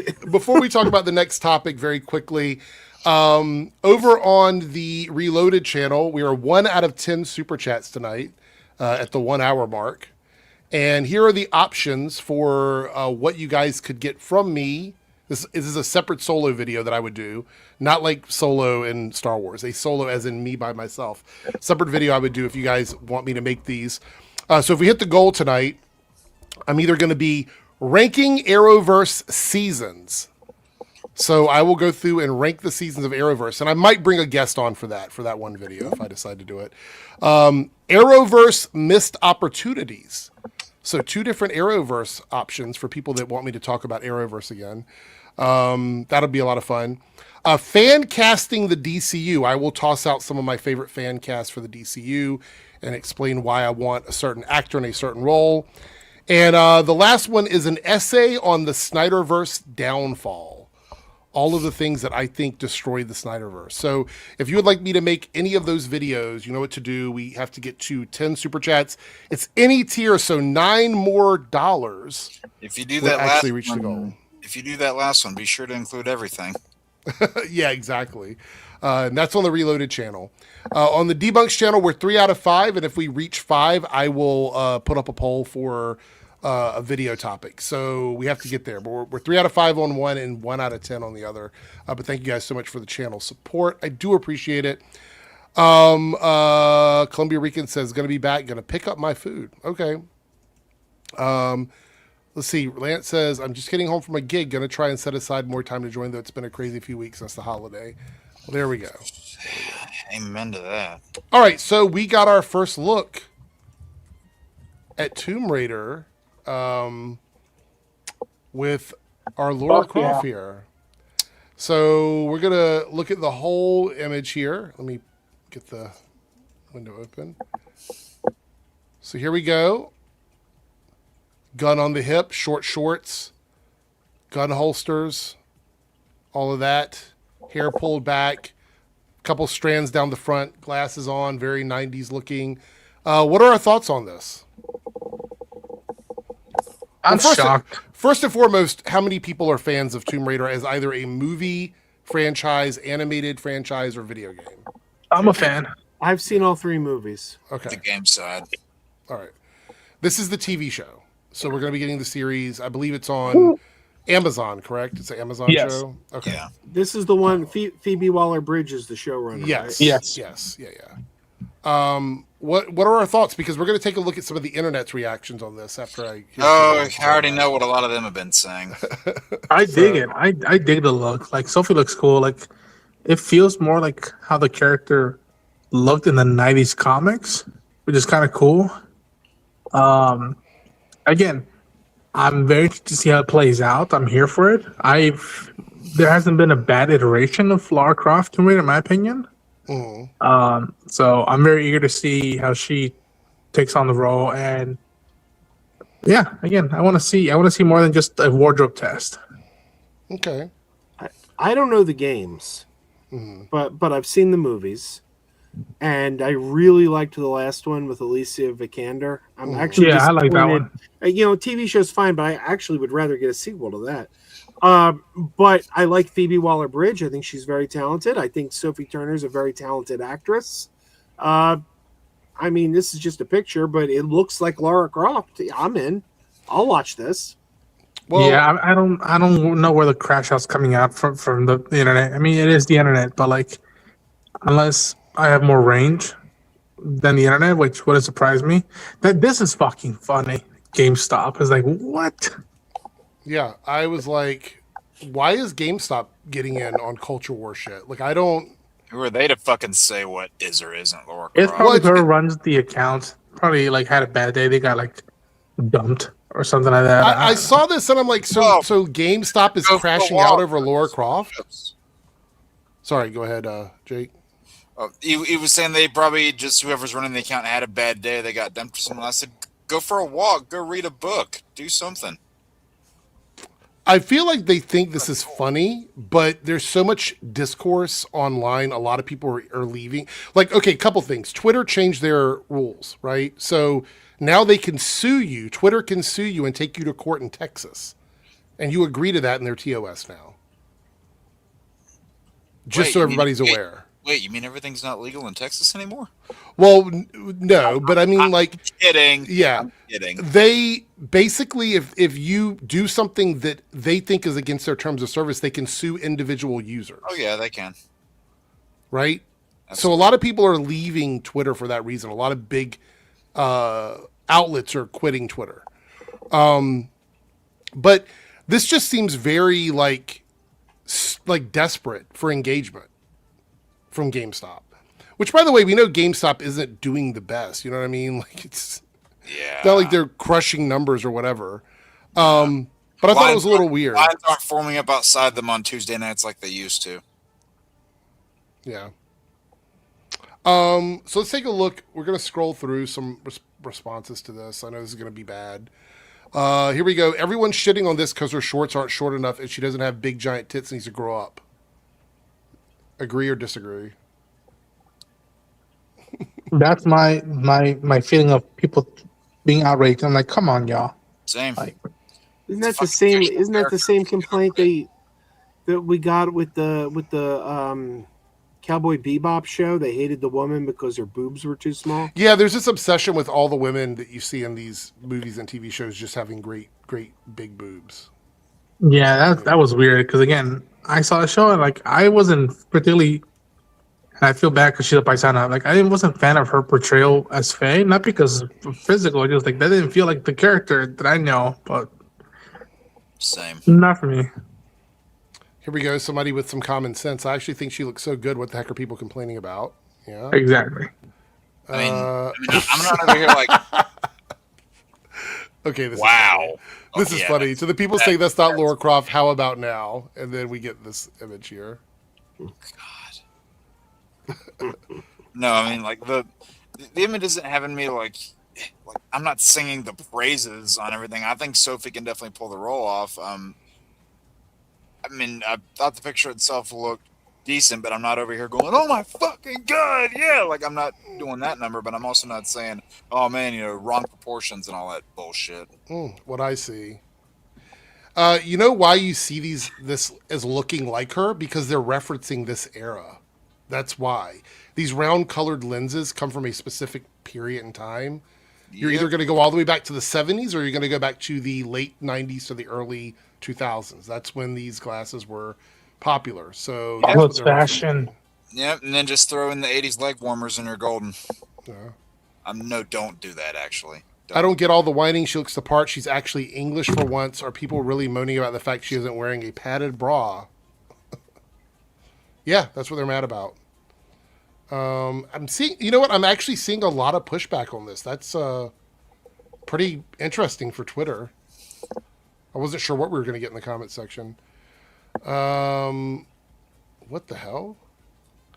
Jesus Christ, the war on tits and Bella ramifications of media is going to that's a made up word, so I don't know how to pronounce it. I was going to elevate Sweeney. They're talking about Bella Ramsey. Yeah. So basically, the internet hates any woman that they can't successfully masturbate to. Yes, that's essentially it. Right. Praise God for AI, and may a literal teenager replace the entire entertainment industry. Oh. Hate the fucking internet. By the way, the girl on the top there, Sam from Starfleet Academy, she's delightful on that show. So I'm going to talk about that briefly as well. I watched the first 2 episodes. I want to just give my opinions on it. Let's see. A bunch of neckbeards are going to argue this 6-foot smoking hot redhead isn't sexy enough to play Lara Croft. Yeah. I mean, that's essentially what's happening here. Ozzy Osbourne. All right. Because of the glasses. Like, everybody thinks these glasses have specific references that they can compare to something else. It's like they're supposed to look like the game. That's why they're there. They're referencing the fucking video game. Yeah. Okay. This doesn't look better, by the way, but okay. I Is that think Melanie Mack? I think he's making fun of it. Yeah. Oh, here we go. This is so boring. I'm bored. Hey, that's my line.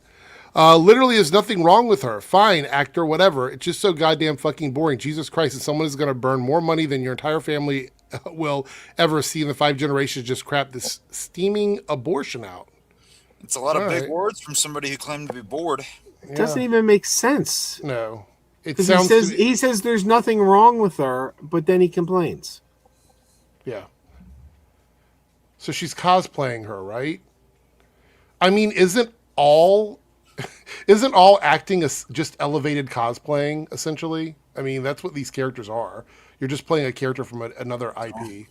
Don't get that into too many people's heads. Burke Black here, who's a world-renowned pirate, apparently, says, well, pretty spot on, I would say.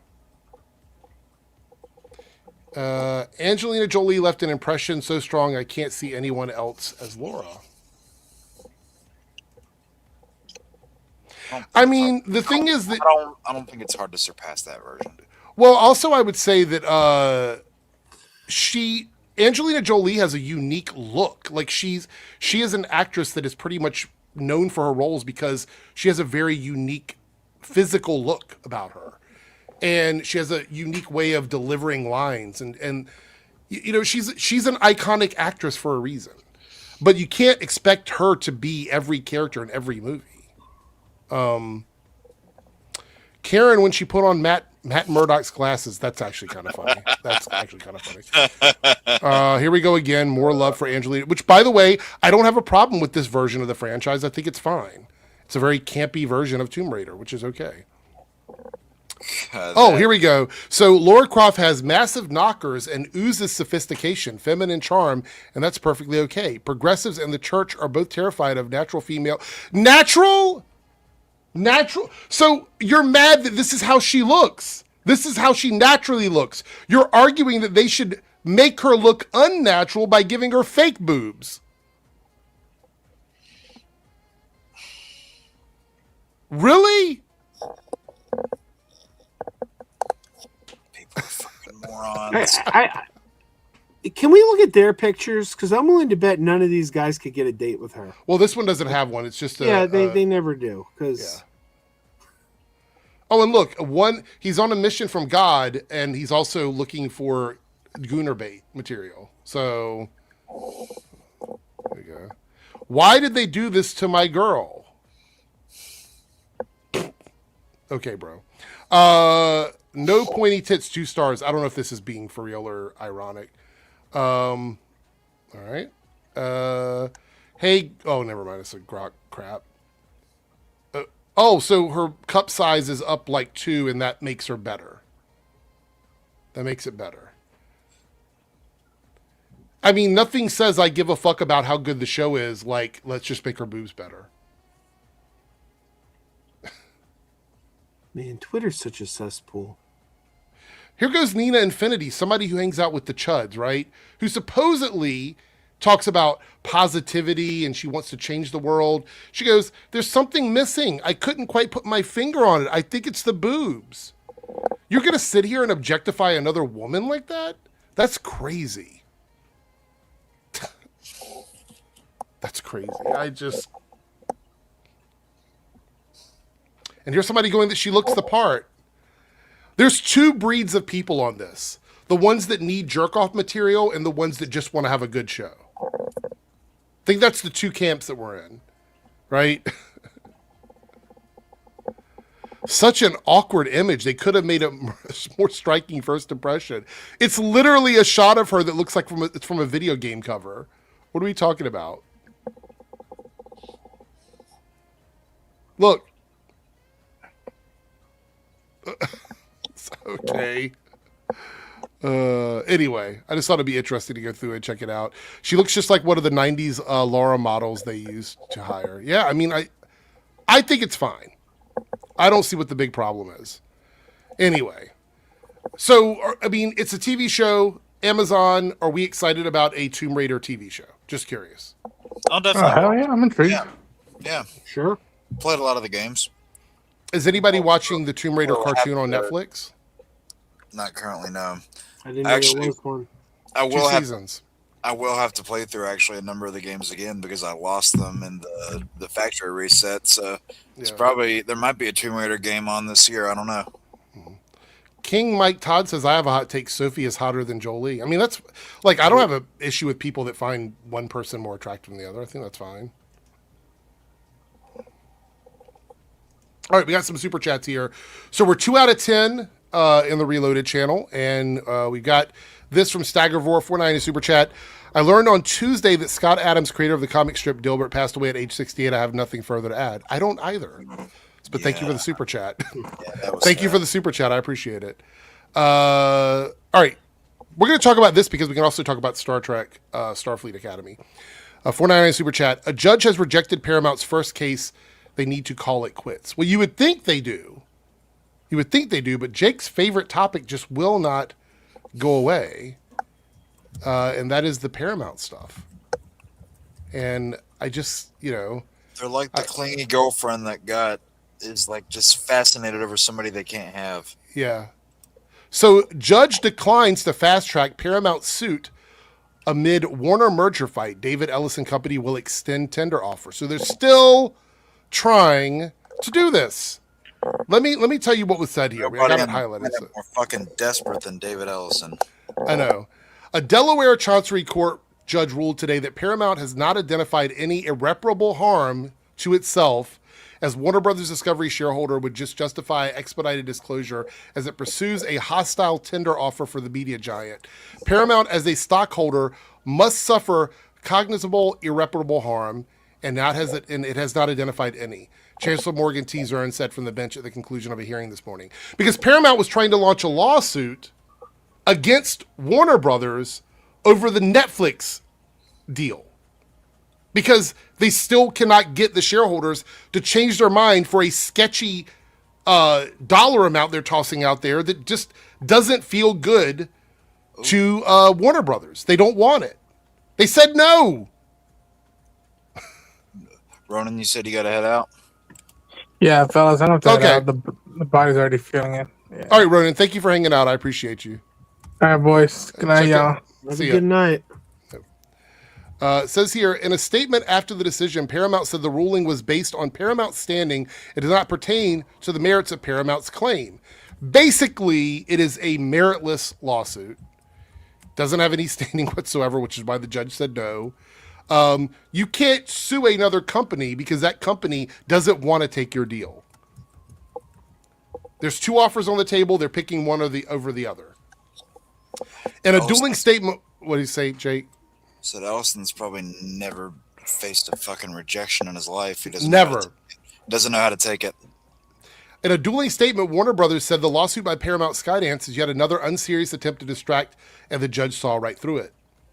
Let's see this. We don't read that, but we are going to look over here at this. So after that happened, Paramount CEO David Ellison has been meeting with prominent European political figures in an attempt to derail Netflix's acquisition of Warner Brothers from being approved by the EU.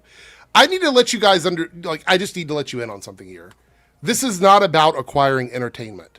They want the news outlets and they want the broadcasting stuff that Warner Brothers has so they can do what they're doing to CBS right now. There's no way they're this serious about getting some movies. There's no way. This is a different level of obsession here from Paramount. This also, by the way, this right here pretty much solidifies that Ellison knows that Warner Brothers is not going to approve anything they're doing, because if he thought they would, he wouldn't be trying to derail this deal because it looks bad on him. And then Warner Brothers would be like, fuck this. He tried to take him to court. Only the guilty have something to hide. So the chance of Paramount getting Warner Brothers is 0 at this point. It is 0. However, that doesn't mean Netflix will get them. They may have to stay separate. They may not get approved by anybody. And that's better for the industry. Honestly, I hope they don't get bought out because this the first good year they've had in a while was 2025. B, more separate studios means you get more shit. That's just that's basic math. And with also they have said, Netflix has said, and Paramount has said, like they openly admitted, like by hypothetically if they were to acquire WB, both of them, or at least I know Netflix did, and I'm pretty sure Paramount did. Both of them flat out said, "Yeah, we didn't give any consideration to the game side of things at all." So that just tells you they're not thinking big picture. Yeah, 100%. We do have a super chat from the Debunks channel, so we are 4 out of 5 over there. We're really close to the goal. Columbia Rican here with a $5 super chat. Paramount is acting like a person who got rejected after asking out someone and not understanding no means no. Absolutely, 100%. And the truth is that the way they're doing it now tells me that they see the writing on the wall. They know that they're not going to get the deal done, and now they're just trying to prevent the deal from happening for Netflix. That's all they're doing. They're doing everything they can to keep that deal from happening. So here's my question. David Ellison, he's the CEO of Skydance, but obviously they bought Paramount. But how much does his buying Paramount ensure that he's gonna be the CEO? Like, can the board oust him? Can the shareholders oust him? Because I'm thinking he's causing such a public he's Paramount's not having good PR right now. They're not having good PR right now. And I got to wonder if the shareholders are going to be like, we got to get this guy out of here. Let me see. I'm just double checking.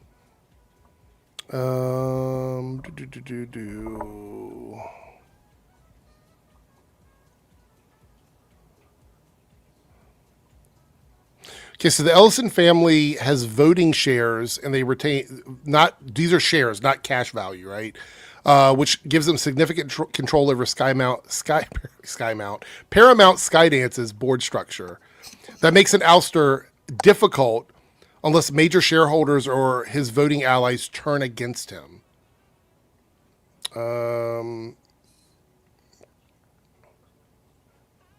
I'm really getting worried about Paramount under their ownership.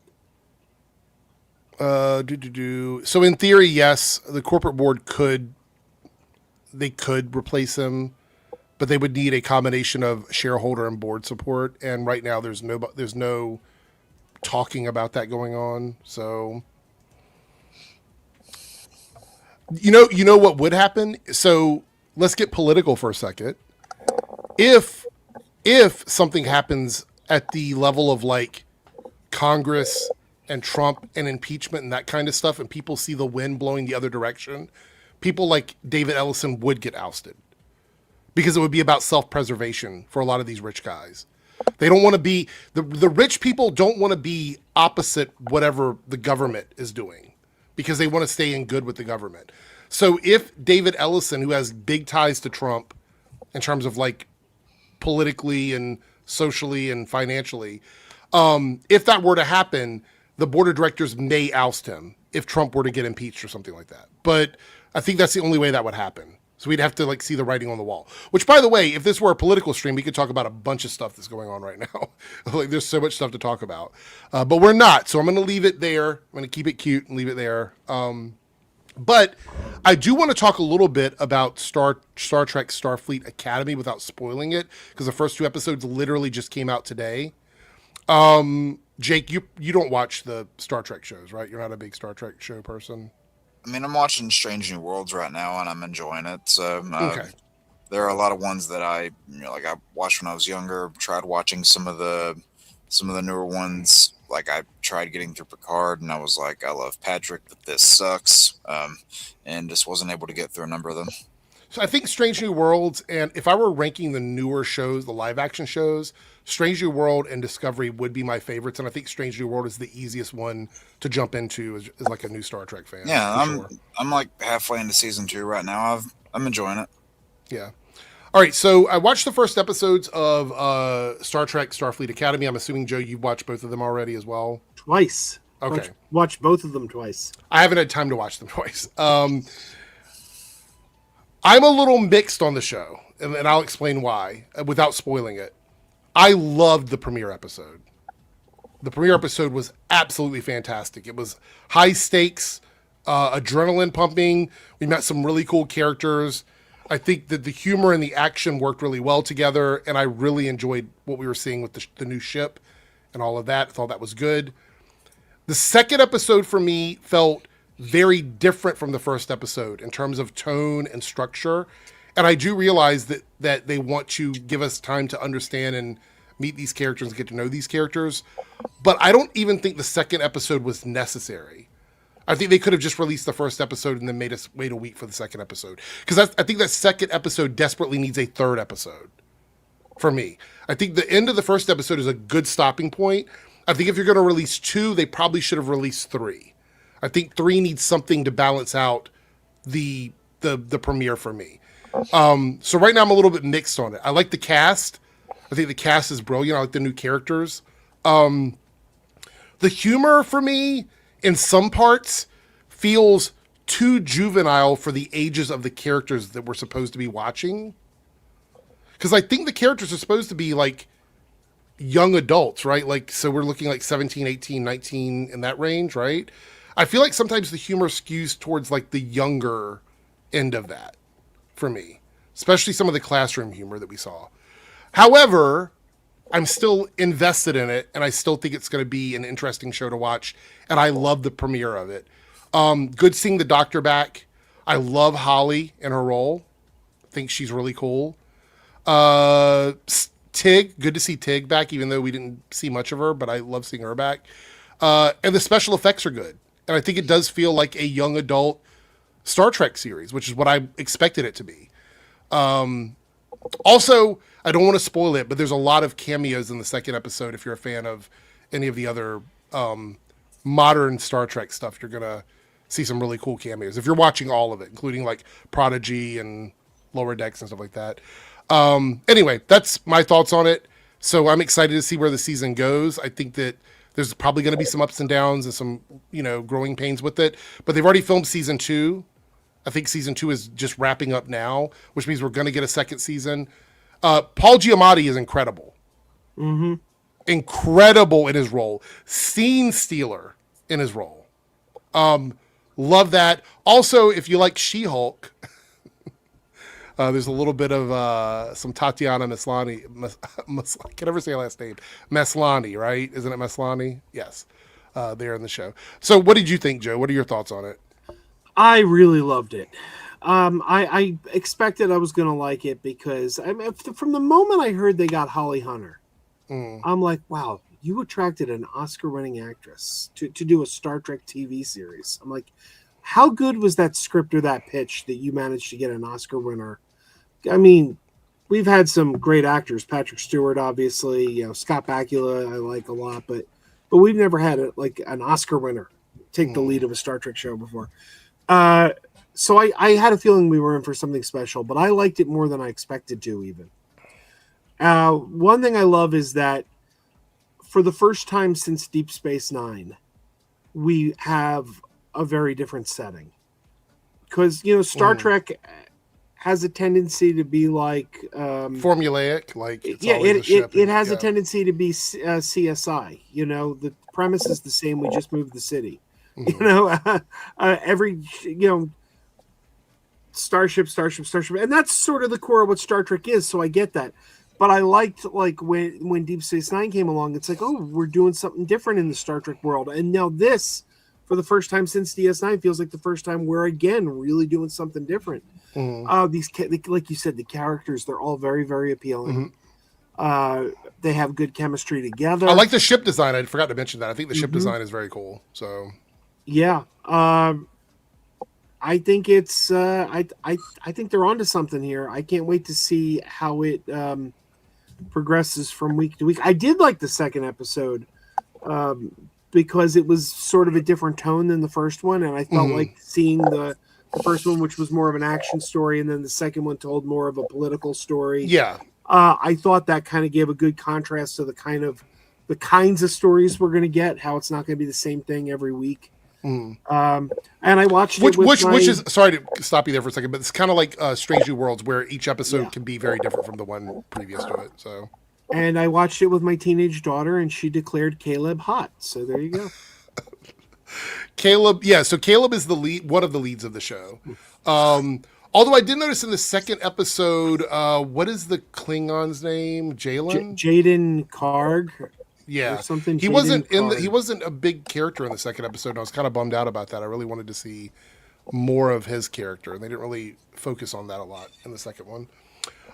Anyway, I'm giving it a thumbs up. I think it's definitely worth checking out if you're watching New Trek or you're a fan of like the animated stuff.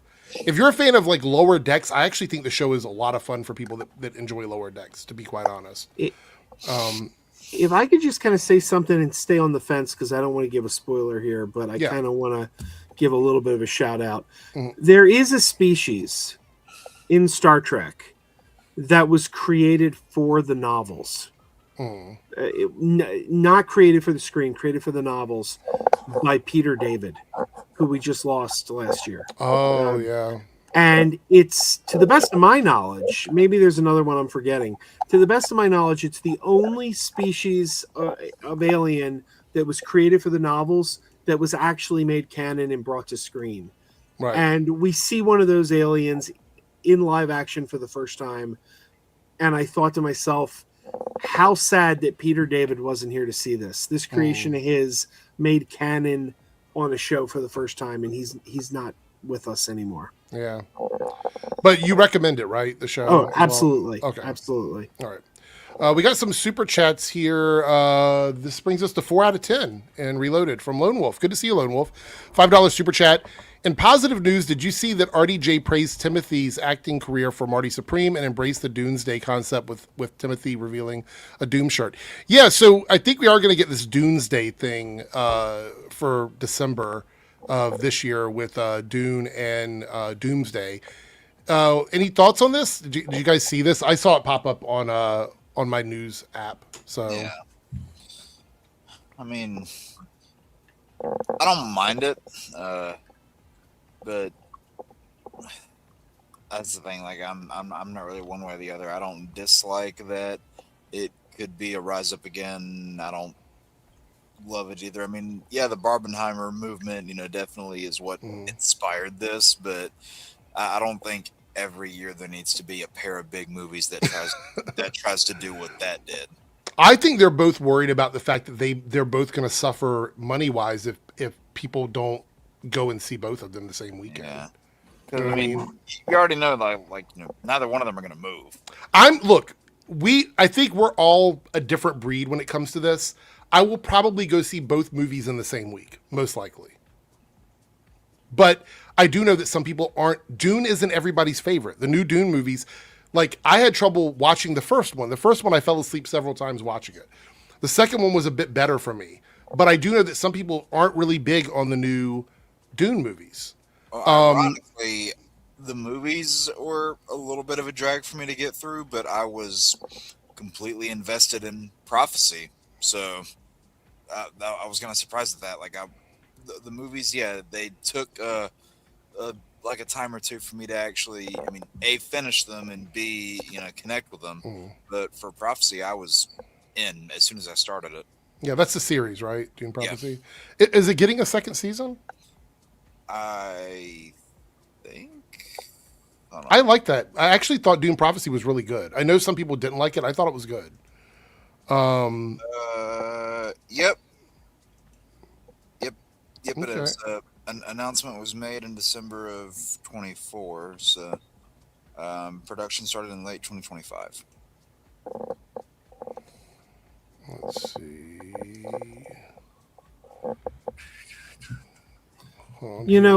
As someone who's a cheerleader for movie theaters, just move one of these movies. Because, what do you call it?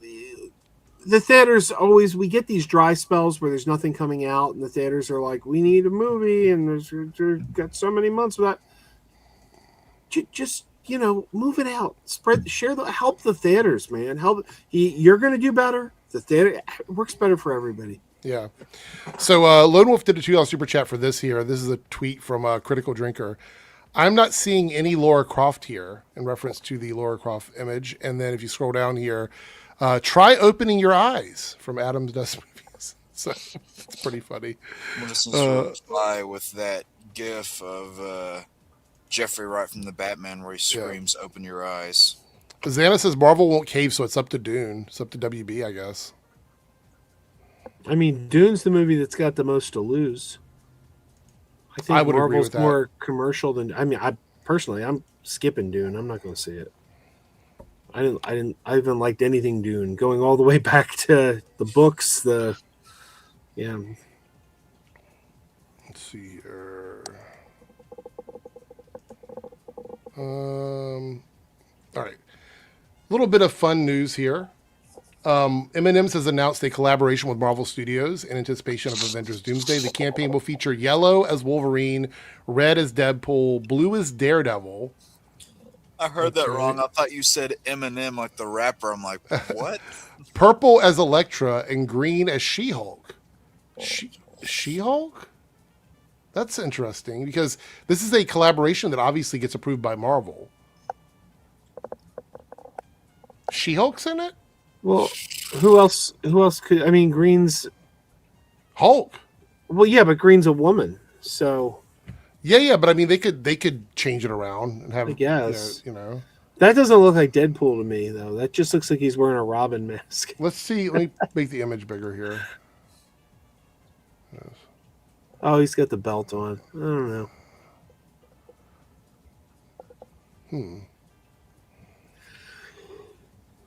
I don't know. I mean, are we going to get She-Hulk in there?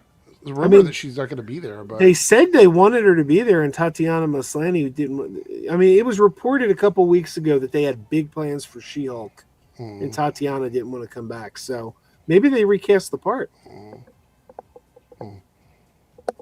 I love M&M. As a matter of fact, I keep a bag on my desk because that's just the way I roll. That's the best kind of M&Ms right there, the peanut ones. You know what? Let me just unrelated to any of this, right? I have fallen in love with this Dr. Pepper Blackberry. It's a zero sugar, but it's a blackberry Dr. Pepper. It is so good, but I can only find it in cans. It's really annoying. I cut soda 3.5 years ago. Meaning every time you go into a bathroom, you find one? What?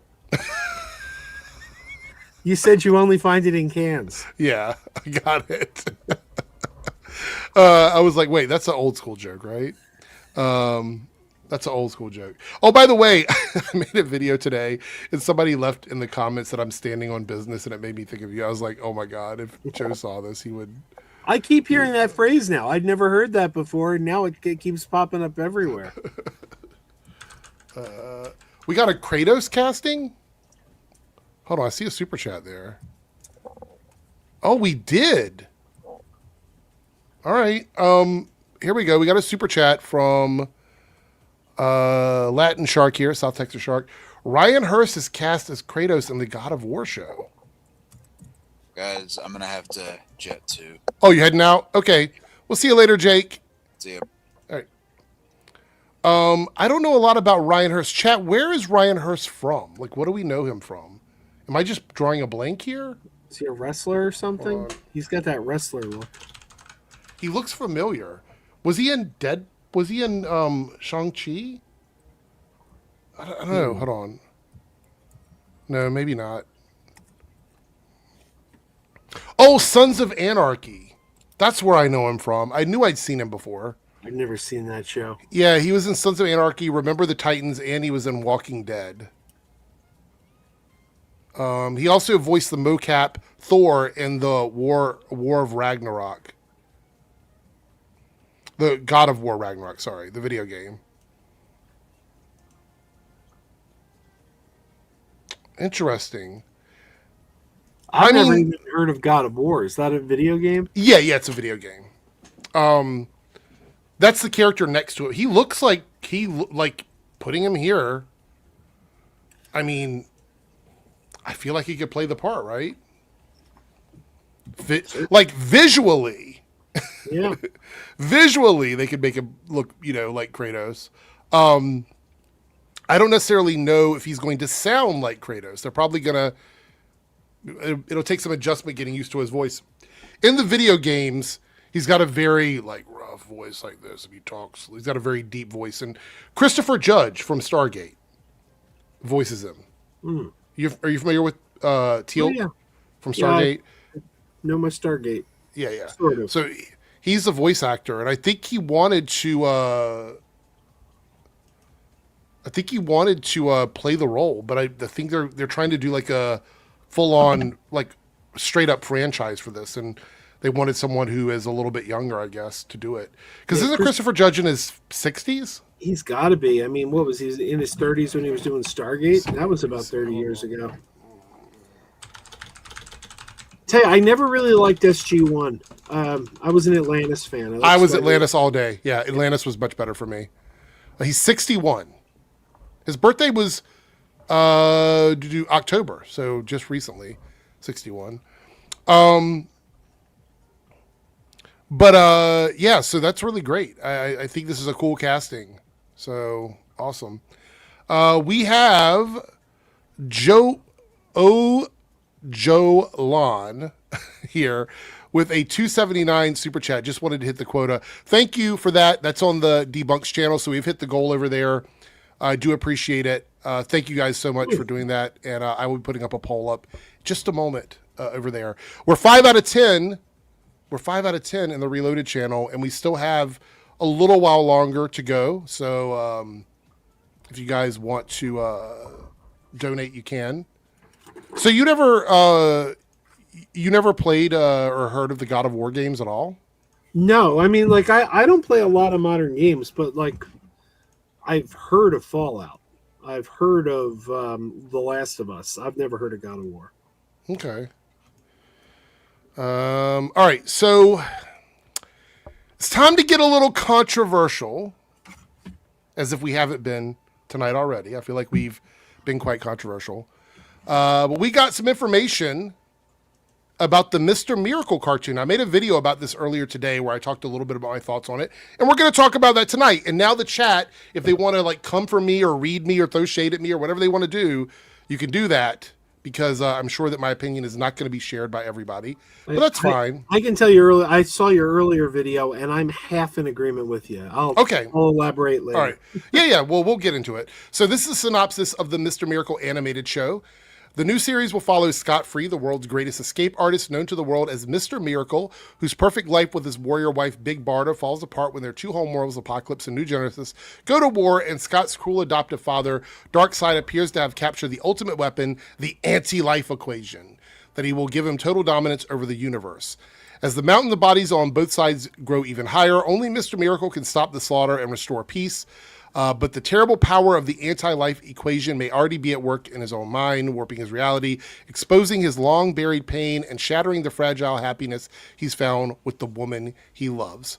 Couple things here before we talk about my thoughts on it. We're getting Darkseid first in an animated series.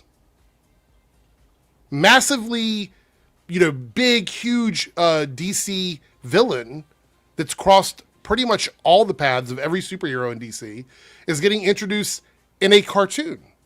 How do we feel about that? Do you think that's okay? I'm fine with it.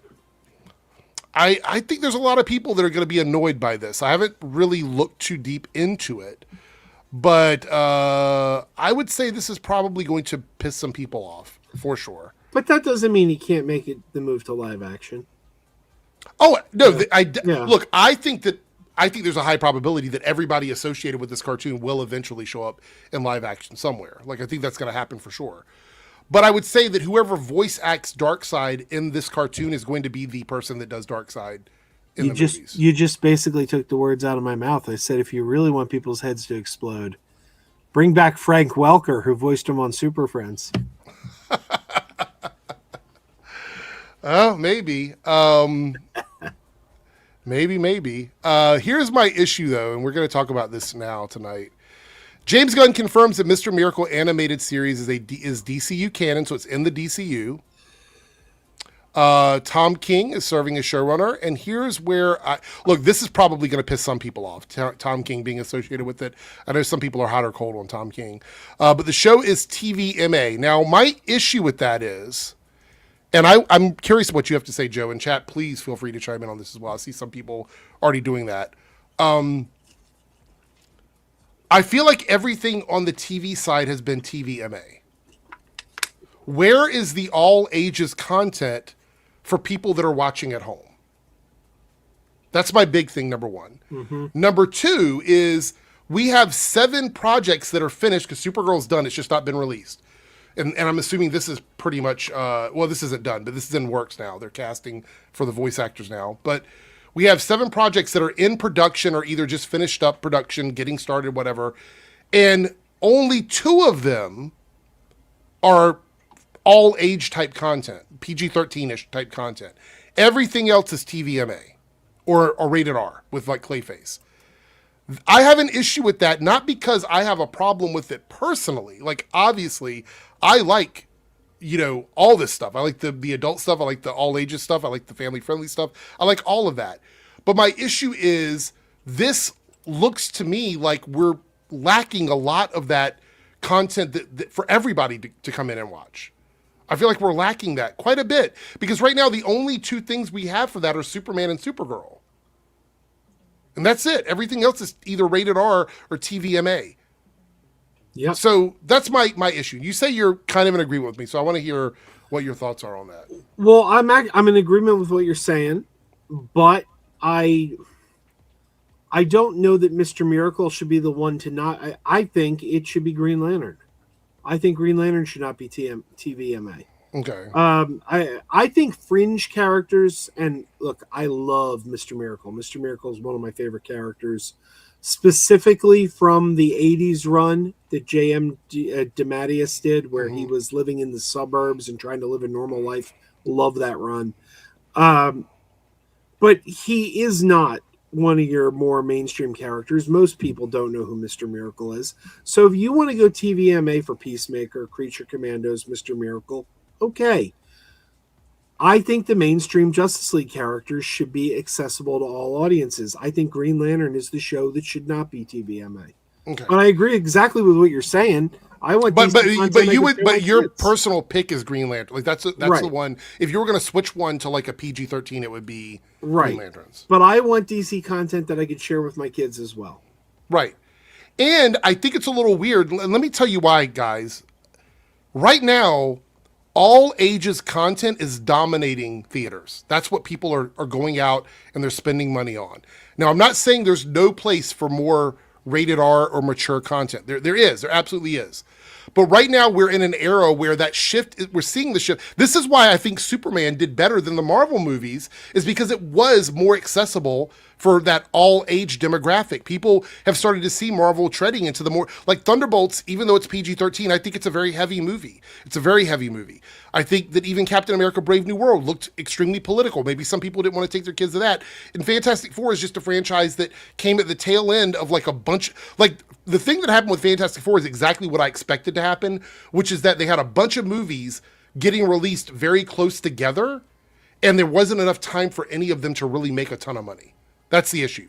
Superman won out because I think Superman is the most family friendly of those franchises. Like if you look at all of them, it's the one that people know. It's Superman. It's going to be for families. That people know that. We know that that's what people are gravitating towards.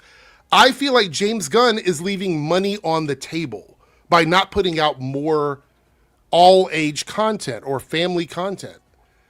And you would probably never hear me say that at any other time. But if we're trying to put things out that people are willing to spend money on, that's what you need to be looking at. And we're just not seeing that. Clayface is going to be rated R, right? We know Man of Tomorrow will probably be PG-13. We know that. But that's still a couple of years out. We still have a couple of years on that one. What DC movies are we getting in between like Supergirl, Clayface, and Man of Tomorrow? Nothing. Right. So all we have are the shows right now.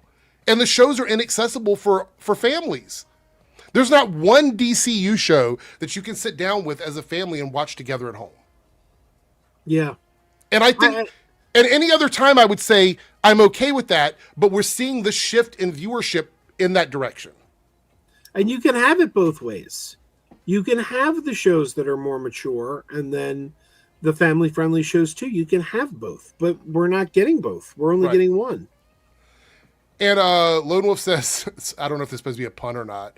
Yeah, we're missing context. I think we're jumping the gun way too fast here. I do like the pun there. So there is. I did see some Blue Beetle stuff in the works. I love that. I really like the Blue Beetle movie. I know a lot of people didn't. I thought it was a fun movie. I like the character. I think the casting was spot on. I think that's all good. And Xanacross mentioned Titans. Titans, the TV show, was that wasn't DCU. No. I'm talking specifically about DCU content. Oh yeah. So here we go. This is Donovan goes, I hate to say it, but it feels like you're looking for a problem that doesn't exist. I think it is a problem.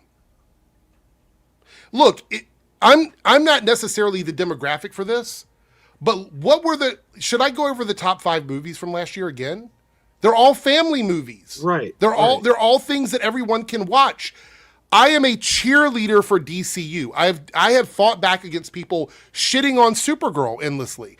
I am not some random hater just looking for a reason to dislike this. I think the show is going to be good. I think Mr. Miracles is going to be a good show. I will tune in and watch it. I'll probably enjoy it. But we have to face the fact that there's not a lot of all-age content for the DCU. And it's a brand new universe that needs to make money. I don't harp on the box office, but it needs to make money for DC, or they're not going to produce anything. I also feel like there is a bit of gatekeeperiness from the fans, because I worry about this with superhero fans, because I don't know why it comes from. I don't know exactly where it comes from, but there's this idea that, well, we're adults now, so these characters should grow up with us. Get your official shill merch from my shop. Anyway, go ahead. But there's this idea that, like, well, we're adults now, so these characters should grow up with us. And I kind of find that to be gatekeepery, because you're trying to keep the kids out. Yeah. You're trying, and we came to these as kids. We came to all these characters as kids.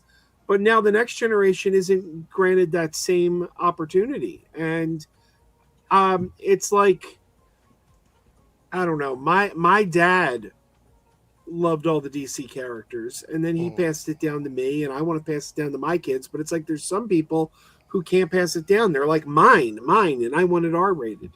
And I'm okay with that with some things, but not everything needs to be R-rated.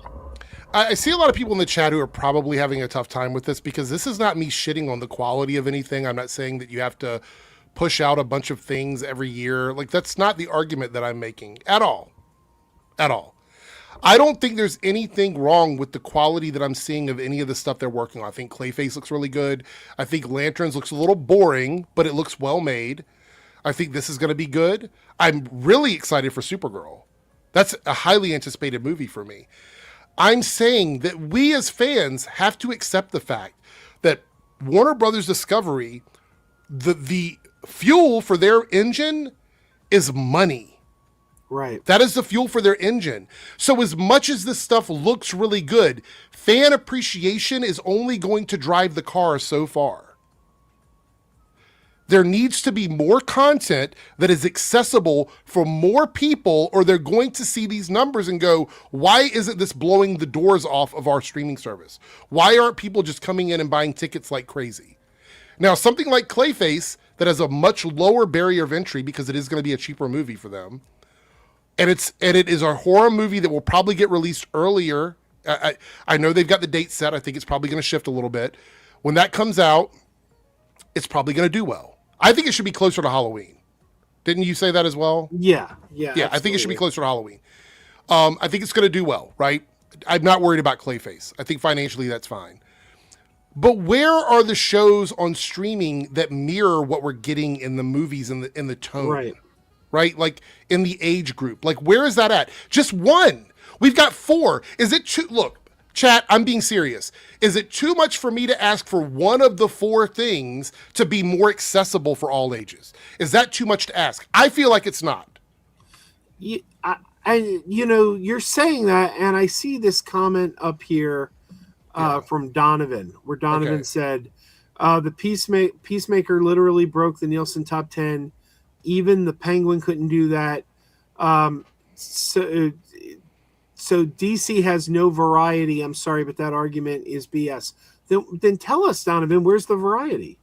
Well, but I'm not even arguing against variety of content. Like, that's not what I'm saying. Well, no, I mean variety of audience. Where's the Yeah. If you're saying it's BS, where are the shows the kids can watch? Where are the shows that I can put on for a kid? I actually think that there's a lot of variety in the DCU in terms of the stuff we're getting. Like, I think like we're getting Green Lanterns, we're getting Mr. Miracle, we're getting Clayface, we're getting Supergirl. I think the variety is there. I'm talking specifically about the demo, like the audience that we're getting. That's all I'm saying. Titans Go isn't DCU. Guys, I'm talking specifically about the new universe that they're building. That's what I'm talking about. Yeah, none of the shows Anna Cross mentioned are DC Universe. They're great, though. They're great, honestly. And I'm not saying, like, I feel like people think in extreme sometimes. Okay, so let me make it a little bit easier here. I'm not saying it has to be Teen Titans Go. I'm not saying it has to be, the silliest kid show possible. I'm saying you can make a more mature TV show that is still accessible for all ages. It is possible. We've seen it happen before. Right. That's all I'm saying. Like you said, maybe Lanterns was the show for that. Maybe that was the one they could have done it with. Do I think Mr. Miracle was the one? No. But we also didn't know it was DCU until recently. When this was a separate thing and I wasn't sure if it was DCU, I wouldn't care if it's TVMA. But it's connected to the DCU. See, I thought so now I do care. I thought this was announced as DCU from the start. I thought so too, but people pushed back when I said that. So I thought that I was wrong about that. So yes, there is. Right. So Harrison here, things are coming. The crypto cartoon, My Adventures with Superman, they just announced, let me see. I had this somewhere in my notes. Where's it at right here? My Adventure with Superman season 3 is in production coming this year. They're announcing this stuff, but this isn't the DCU. I know I keep saying it and it's hard to keep, I find it hard to repeat myself. I'm talking specifically about the new universe that they're trying to build where they need to show some sort of financial interest in. Think about this. All the arguments we've had about whether or not Superman made money. I know it made money. It did. Do I think it could have done even more? Yes, it was packed between a bunch of other films. I think it could have made a lot more money. But the thing is, this is what Warner Brothers needs to see now. They need to see moving forward that Superman is a launching pad for them to make money off of this franchise. And one of the things that helps make money is merchandising. You're not going to sell toys to kids of a TVMA show, right? I don't know. Like you said, it's leaving money on the table, and the MCU. Everything was accessible to kids until Deadpool and Wolverine. That was the first that wasn't. Both streams have about the same amount of viewers. One has 55, one has 52, James. So whichever one you want to stay in. There's no main. They're both about the same. I just want to leave it at this. Like, I honestly feel like we should be seeing more accessible content on the TV side. Not everything has to be. But they could announce a show that is in the DCU that is for everybody to watch. That's all I'm saying. Yeah. I don't think they need to change Mr. Miracle to a kid's show. That's not what I'm suggesting. I don't necessarily know what Lanterns is going to be, how extreme it's going to be. Maybe it's the language that makes it TVMA. I don't know yet. We haven't seen enough of it. If that's it, that's an easy fix. Just cut the language. Yeah. So I have a problem with that. But that's my opinion on this. And it's not saying anything. I want to reiterate this. I'm not saying that any of these things are going to be bad. I'm not saying that I'm not watching them. I'm not saying they're going to be a failure. I'm not saying they're going to be slop. I'm not saying they're going to be box office bombs or anything. I'm not saying any of that. I'm simply offering the opinion that, like, where is the all ages stuff on the TV side? That's all I'm saying. And the TV show I'm most excited for, my most anticipated DCU project, is the Booster Gold series that was announced. I'll tell you, as excited as I am for that, I'm going to be disappointed if that Booster Gold series turns out to be TVMA. Yeah. Yep. All right, so people in the chat keep going on about that. We're going to answer some super chats now. All right, we are 7 out of 10 for the goal in the Reloaded channel, so we're only 3 away. Thank you guys so much. $2 super chat from James. Thanks for keeping up the fight against the Chuds. I appreciate your support. Thank you guys so much for subscribing and being a part of the channel. It means a lot. Thank you for your super chat. Latin Shark, South Texas Shark. When is the next Pagey stream? It is going to be, well, we're doing them once a month, but we're doing 2 next month. One will be on the 7th, and then one will be on the 21st. So the 7th and 21st of February are the next 2 Pagey streams. I just have to talk to him and make sure that he's good for both of those. But that's the tentative dates right now. And a burning question here from Latin Shark. Burgers or tacos, which do you prefer? You go first. I'd go with tacos. I'd go with burgers. So there we go. I do enjoy a good beef taco, though. I know some people like fish tacos and chicken tacos. I'm more of a beef taco person. I'll tell you this. I'll pass them both up for pizza. Me too. Pizza's my number one. Matter of fact, today I was so mad. Now you got me going. Okay, now people wanted me to rant. Here we go. I love Chicago deep dish pizza. It is my favorite pizza. It's the casserole of pizza. And if I can't get Chicago, I'll go with Detroit style. Those are my 2 favorites. Those deep, thick pan pizzas. I don't think I've ever heard of Detroit style. Detroit is really good. Huh. It's all corners. Okay. It's a square pizza that's all corners. So it's cut in 4. But it's a deep dish pizza. I like it. Love it. We have 3 places in my area that make Chicago style deep dish pizzas. One of them is a place called Windy City Pizza. There's 2 locations. They're the best. They're owned by people from Chicago, and the pizzas are incredible. They're expensive, but they're incredible. Then we have a place called Jet's Pizza, which is it's a deep dish, but it's a Detroit style pizza, which is really good as well. And then we have a place called Uno's, which does a Chicago deep dish pizza. Yeah. Not my favorite, but it's okay. Yeah. So today I'm sitting down and I'm like, I'm going to treat myself today. Had a rough day. I'm going to treat myself today. So I'm going to order a Windy City deep dish pizza. It's like $25, but I really, really wanted one. So I was going to do that, right? They don't deliver in my area. And I'm like, okay. I processed it. And then I was like, I know there's a Jets right around the corner from my house. So let's go with Detroit then. We can't do Chicago. Let's do Detroit. So I go to order Jets. They don't deliver to my address, even though they're right around the corner, because there's an interstate right at the edge of where my house is. And they don't deliver over that interstate. And it's literally right outside of my neighborhood, meaning if I drive out, I go over the bridge, it's like 30 seconds to get to the other side of that bridge. But that's where they end their delivery. Then I was like, all right.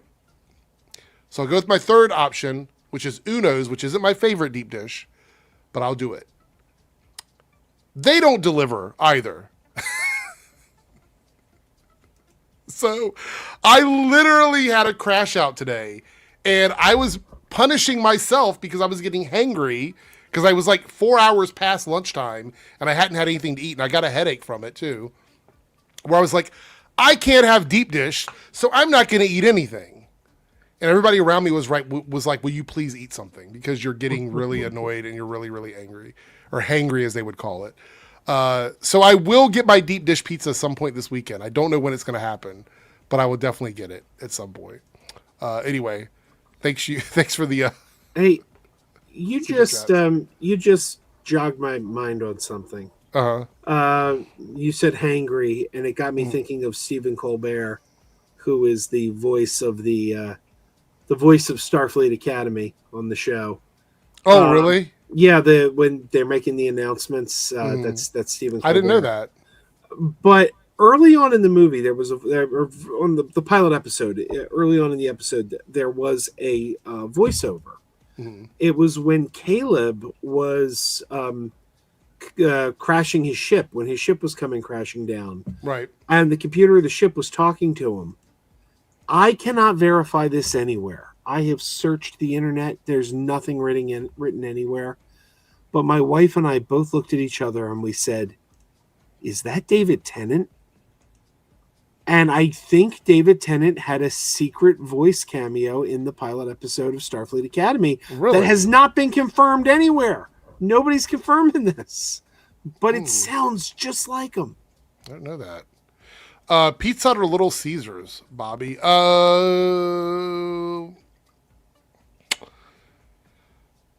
have to be in the mood for Pizza Hut pan pizza. It used to be really good when I was younger, but they changed it. It's not as good anymore. But I love their thin and crispy. That's my favorite delivery pizza if I can get it fresh, is a thin and crispy Pizza Hut pizza. Next to the hand-tossed or handmade pan pizzas from Domino's. Those are my two favorite delivery pizzas from the big places. Little Caesars is only good if you get it fresh. Like you walk out with it right after they've made it. Trying to reheat it is awful.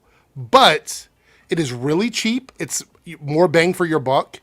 You can order I think they have a deal. You can order 4 pizzas for $25 or something like that. It's really, really cheap. But yeah, that's my... I love Little Caesars, but it's hard to come by around here. Is it really? Yeah, it's there aren't many around here. Mine is 5 minutes from here. It's literally 5 minutes from here. The Little Caesars puffs are good. Yeah. Yeah. It was Little Caesars, right, that did the Batman pizza when Batman came out? I did a video on that. I went and tried the Batman pizza, but... Let me ask the chat, would you guys be interested in me going around and doing shorts where I try all the different pizza shops in my area? There's a lot of people that make those videos where they go, they buy the pizza, they sit in their car and they eat it.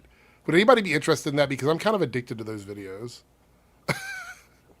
I would try a cheese pie, and then maybe a extra pepperoni or one of those things or whatever, where they bite it and they get really close to their mic and they're biting into it and you can hear the crunch on the pizza. I might start doing those kinds of videos. It makes me hungry every time I watch them. We can go down a rabbit hole of that stuff.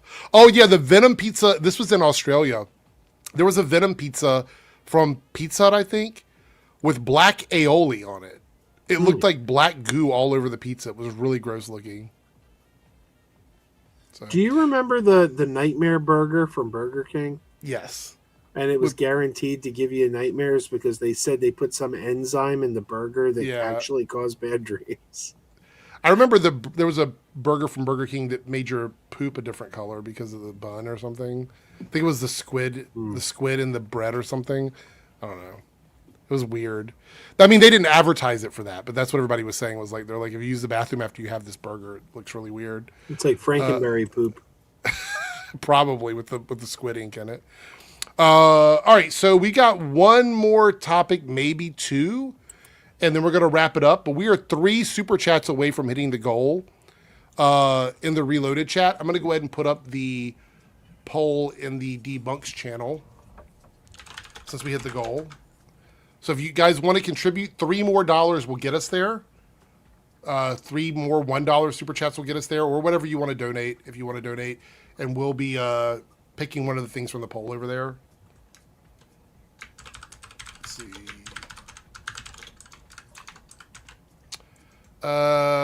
What video did you do a video today, Joe? Not today. I haven't posted anything today. I've been running around like a crazy person all day. Oh, really? My daughter's car's in the shop, and I'm her chauffeur. Oh, gotcha. By the way, Chris asks, on a scale of 1 to 10, how excited am I for The Strangers Chapter 3? Chris, can we increase that scale? So you say 1 to 10. Can we go to negative numbers? Because I would say -5.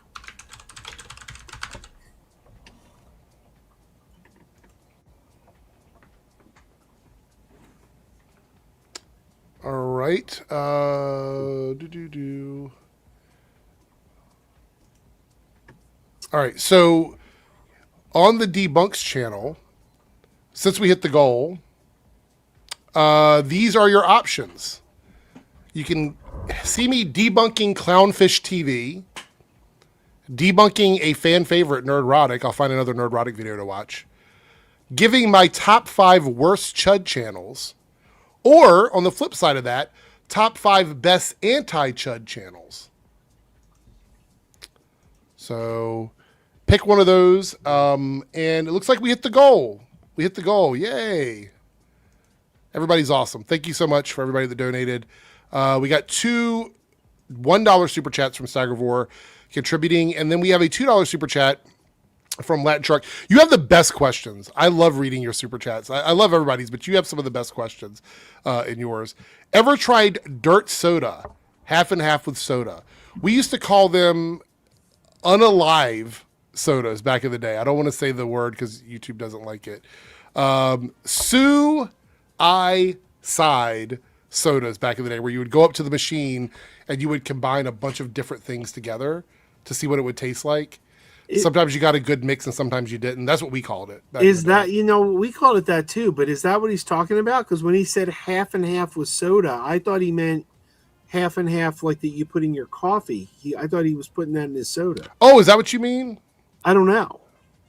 Specify for us, Latin Shark. When he said half and half, that's how I took it. But no, we used to do that with the soda at the. I've never. If that's what dirt soda is, then 100% I've never tried that. We do have half and half in the other room because my partner loves coffee, so we have a lot of coffee mixed. Now here's the thing: he said yes, but yes to which? I don't know. I've never tried that.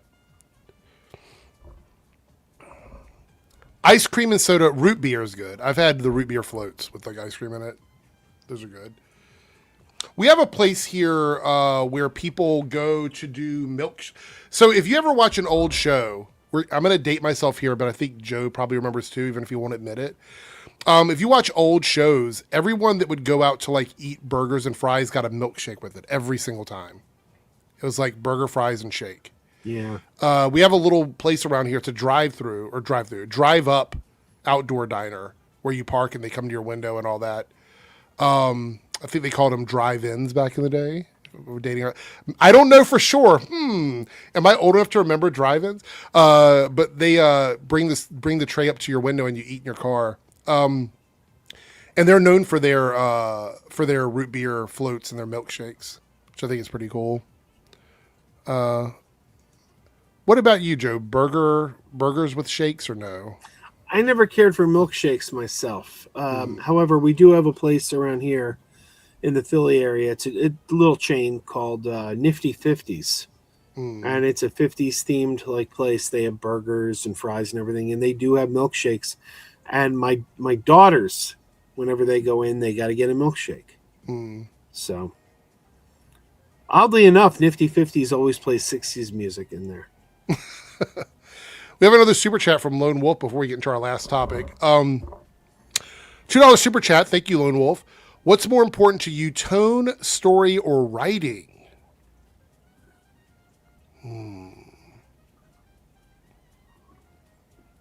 Let me think. Hold on. Give me a second. Well, definitely not tone. I think tone for me is not necessarily relevant as long as what I'm watching is good.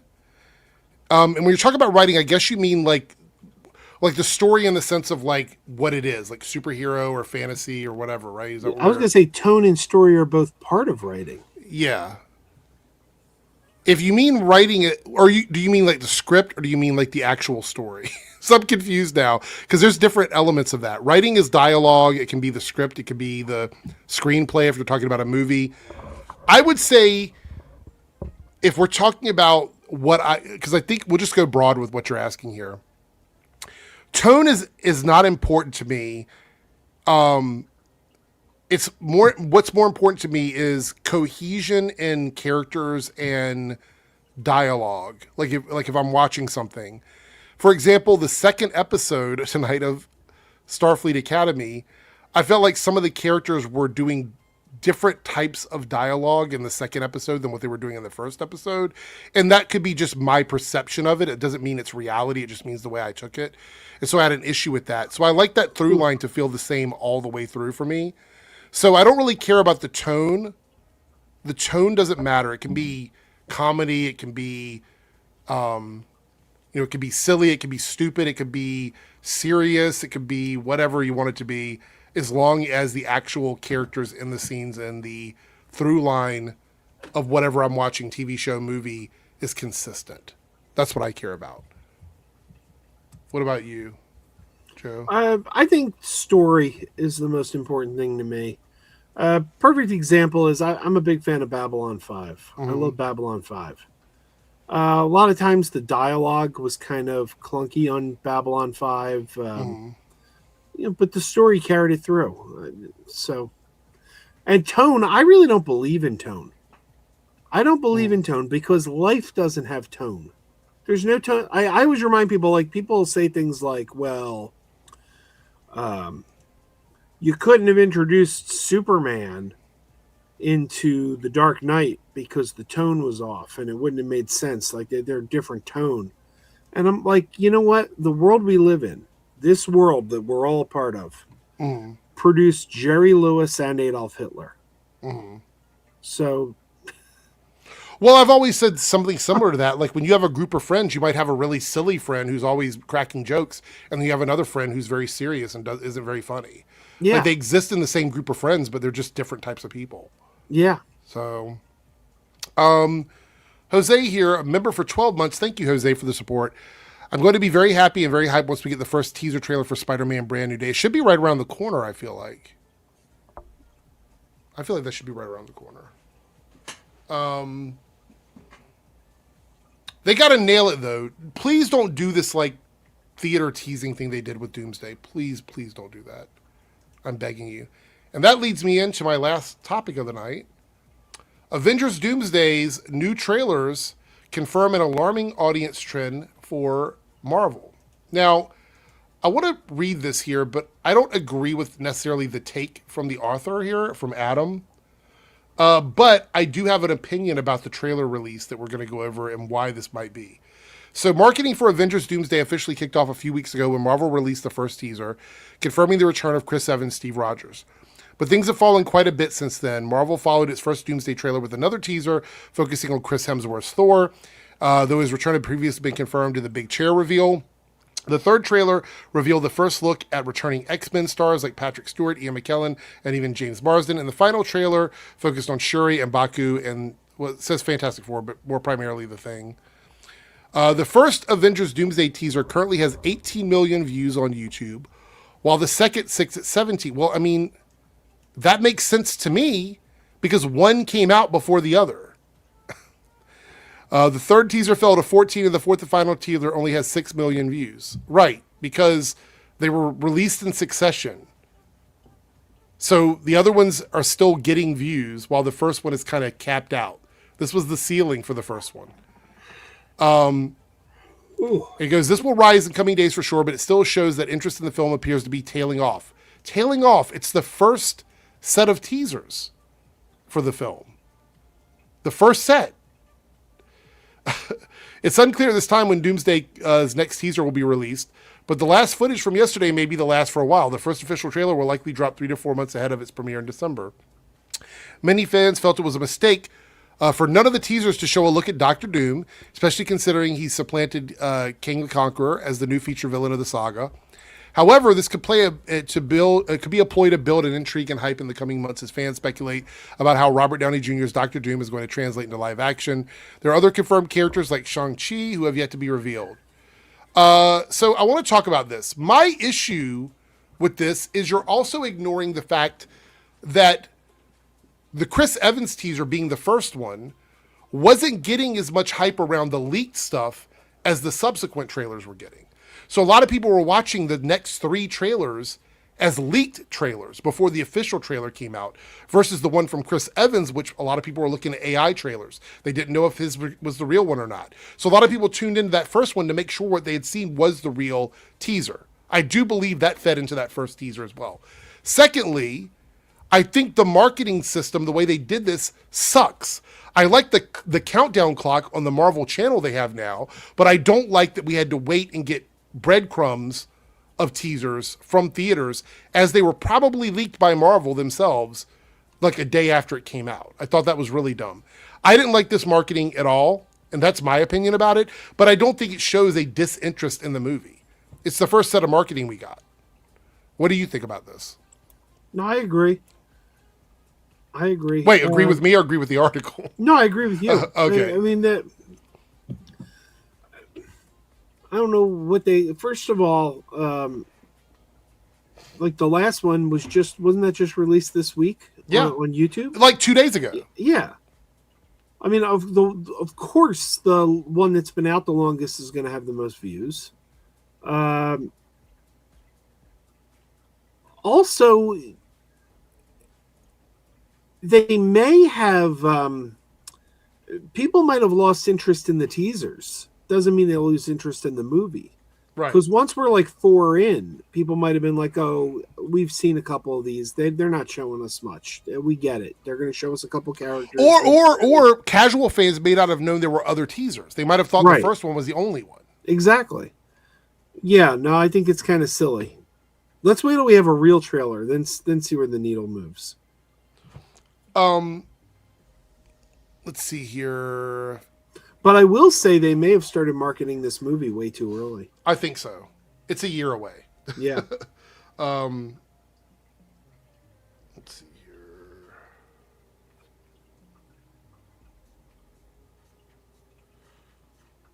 Sorry, I'm having an issue with Nightbot. It's like spamming like crazy in the other chat. I don't know why.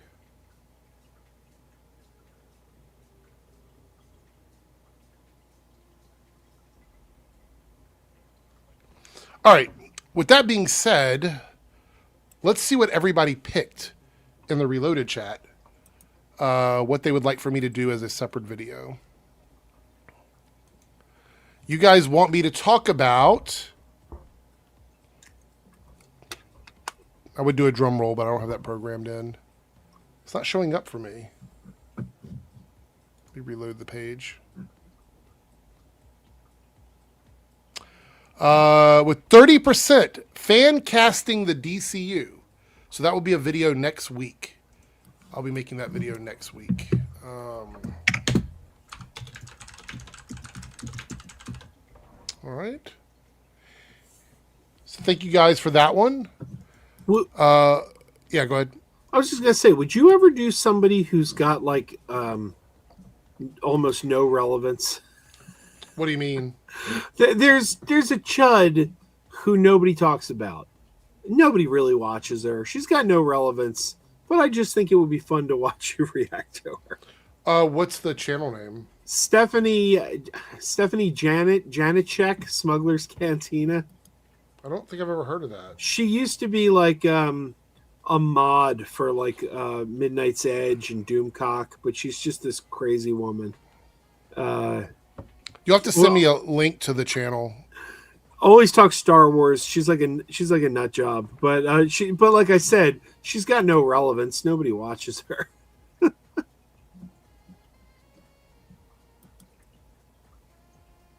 And she gets really mad if you call her Doomcock's wife. Oh, really? We found that out by accident, but it was funny. All right. I think I got Nightbot fixed here. Is it working now? I think it is. Okay. Isn't she the girlfriend of Ryan? Who's Ryan? Which Ryan are we talking about? I think she's in love with Cameron Pasha, quite frankly. Oh. I don't mean for real. She's married. But, oh, okay. But she's always going on about Cameron Pasha. Cameron Pasha said that his source heard that blah, blah, blah. All right, so let's see what everybody picked over on the Debunk. Actually, I'll give you guys 2 or 3 minutes. If you're watching on the Debunks channel or you're watching here on the Reloaded channel, you want to vote on the Debunks poll, go over there now and vote on one of those choices. In 3 minutes from now, I'm going to end the poll on the Debunks channel. So if you haven't voted, go over there and vote. Let's see. All right. All right, I have her channel saved now. I'll take a look at it here in a minute. Ryan Cannell? No, she's got no connection to Ryan Cannell. Okay. She only lives about 45 minutes away from me. Ryan Cannell's in Florida, I think. A lot of those guys are either in Florida or Texas. That's the two places they live usually. She lives like right outside of Harrisburg. All right, let me see here. I think make sure I got all the topics I had in my window here. Oh, actually, we have one more quick one. One more very quick one. And this is just kind of FYI for people. It's really interesting. Netflix will remain the streaming home for Sony movies as the studios sign a new multi-year deal that expands their partnership worldwide. Sony's impressive slate of iconic film franchises like Spider-Man Across the Spider-Verse and originals like Anyone But You have been popular with our U.S. audience, and now we're excited to expand and offering it to our members all around the world.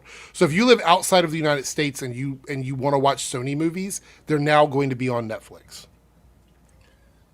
What happened to Disney Plus? Remember they signed a deal with Disney Plus a couple of years ago? Sony? Yeah, but it was like, it wasn't right away. It was like they go to Netflix first, then, I don't know. They were supposed to eventually land on Disney Plus. Yeah, I'm not totally sure. That's a good question. I have all of the Spider-Man movies on Blu-ray, so it doesn't really matter to me. But if you're somebody that has... if you got Disney Plus for Spider-Man, you better watch them now. Because we were waiting for the Muppet movies that Sony owns to finally end up on Disney Plus with the other Muppet movies. Yeah. So Vera Dark is so utterly boring to me.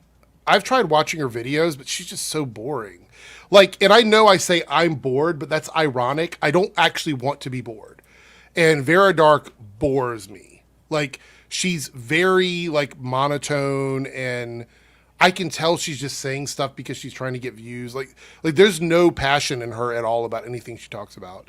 But if you guys would like for me to talk about a Vera Dark video, you can certainly suggest one.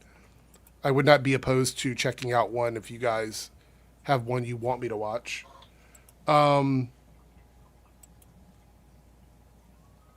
Fallout competition show? There's a Fallout competition show? How did I miss that? Hold on.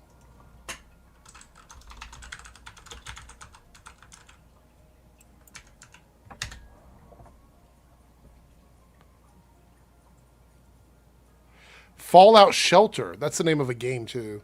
A new reality competition series set in the Fallout universe where contestants live in a vault and face survival challenges. So it's like Survivor or Squid Games or Traders, but inside of a vault.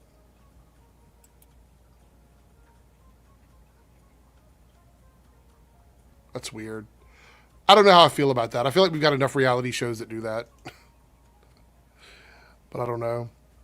All right, we're going to go ahead and see what you guys voted for on the Debunks channel. And you want me to... Let's see if it'll show up here. Is it going to show up on my screen or not? Hold on.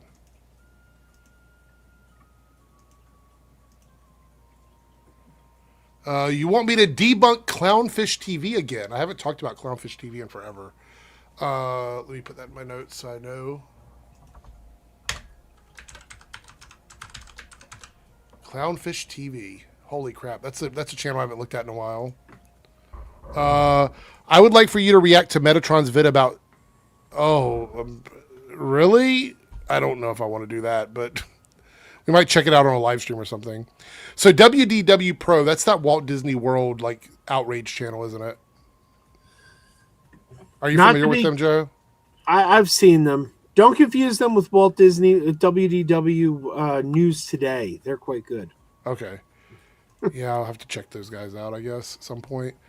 A nice nap. Yeah, exactly. All right, so since it is just myself and Joe, we're obviously not going to be able to do any of our lists tonight.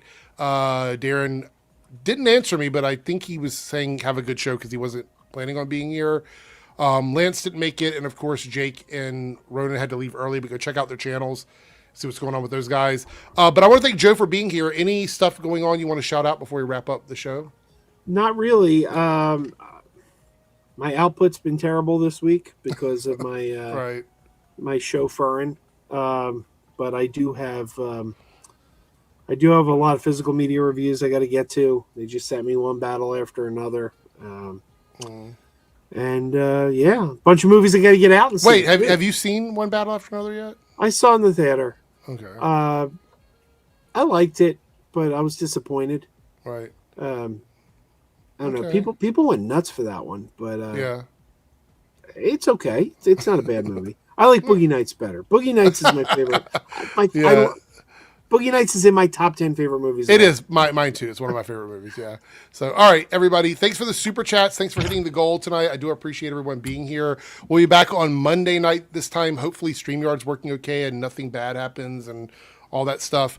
But we'll see everybody then. Thank you for supporting the stream, and everybody have a great weekend. See you later. Hey there, if you're seeing this, that means we have reached the end of the stream. Thanks so much for your continued support with comments, likes, subscriptions, super stickers, and super chats. I just want to give a special shout out to all of the channel members who have contributed to the success of this channel with paid tiers. On the screen, you will see your name displayed as a signal of appreciation from myself and the channel. If you would like to see your name on this list, consider selecting a tier with the join or plus button depending on your platform. Thanks again, everyone. Let's hang out soon in the next stream, and I'll see you then.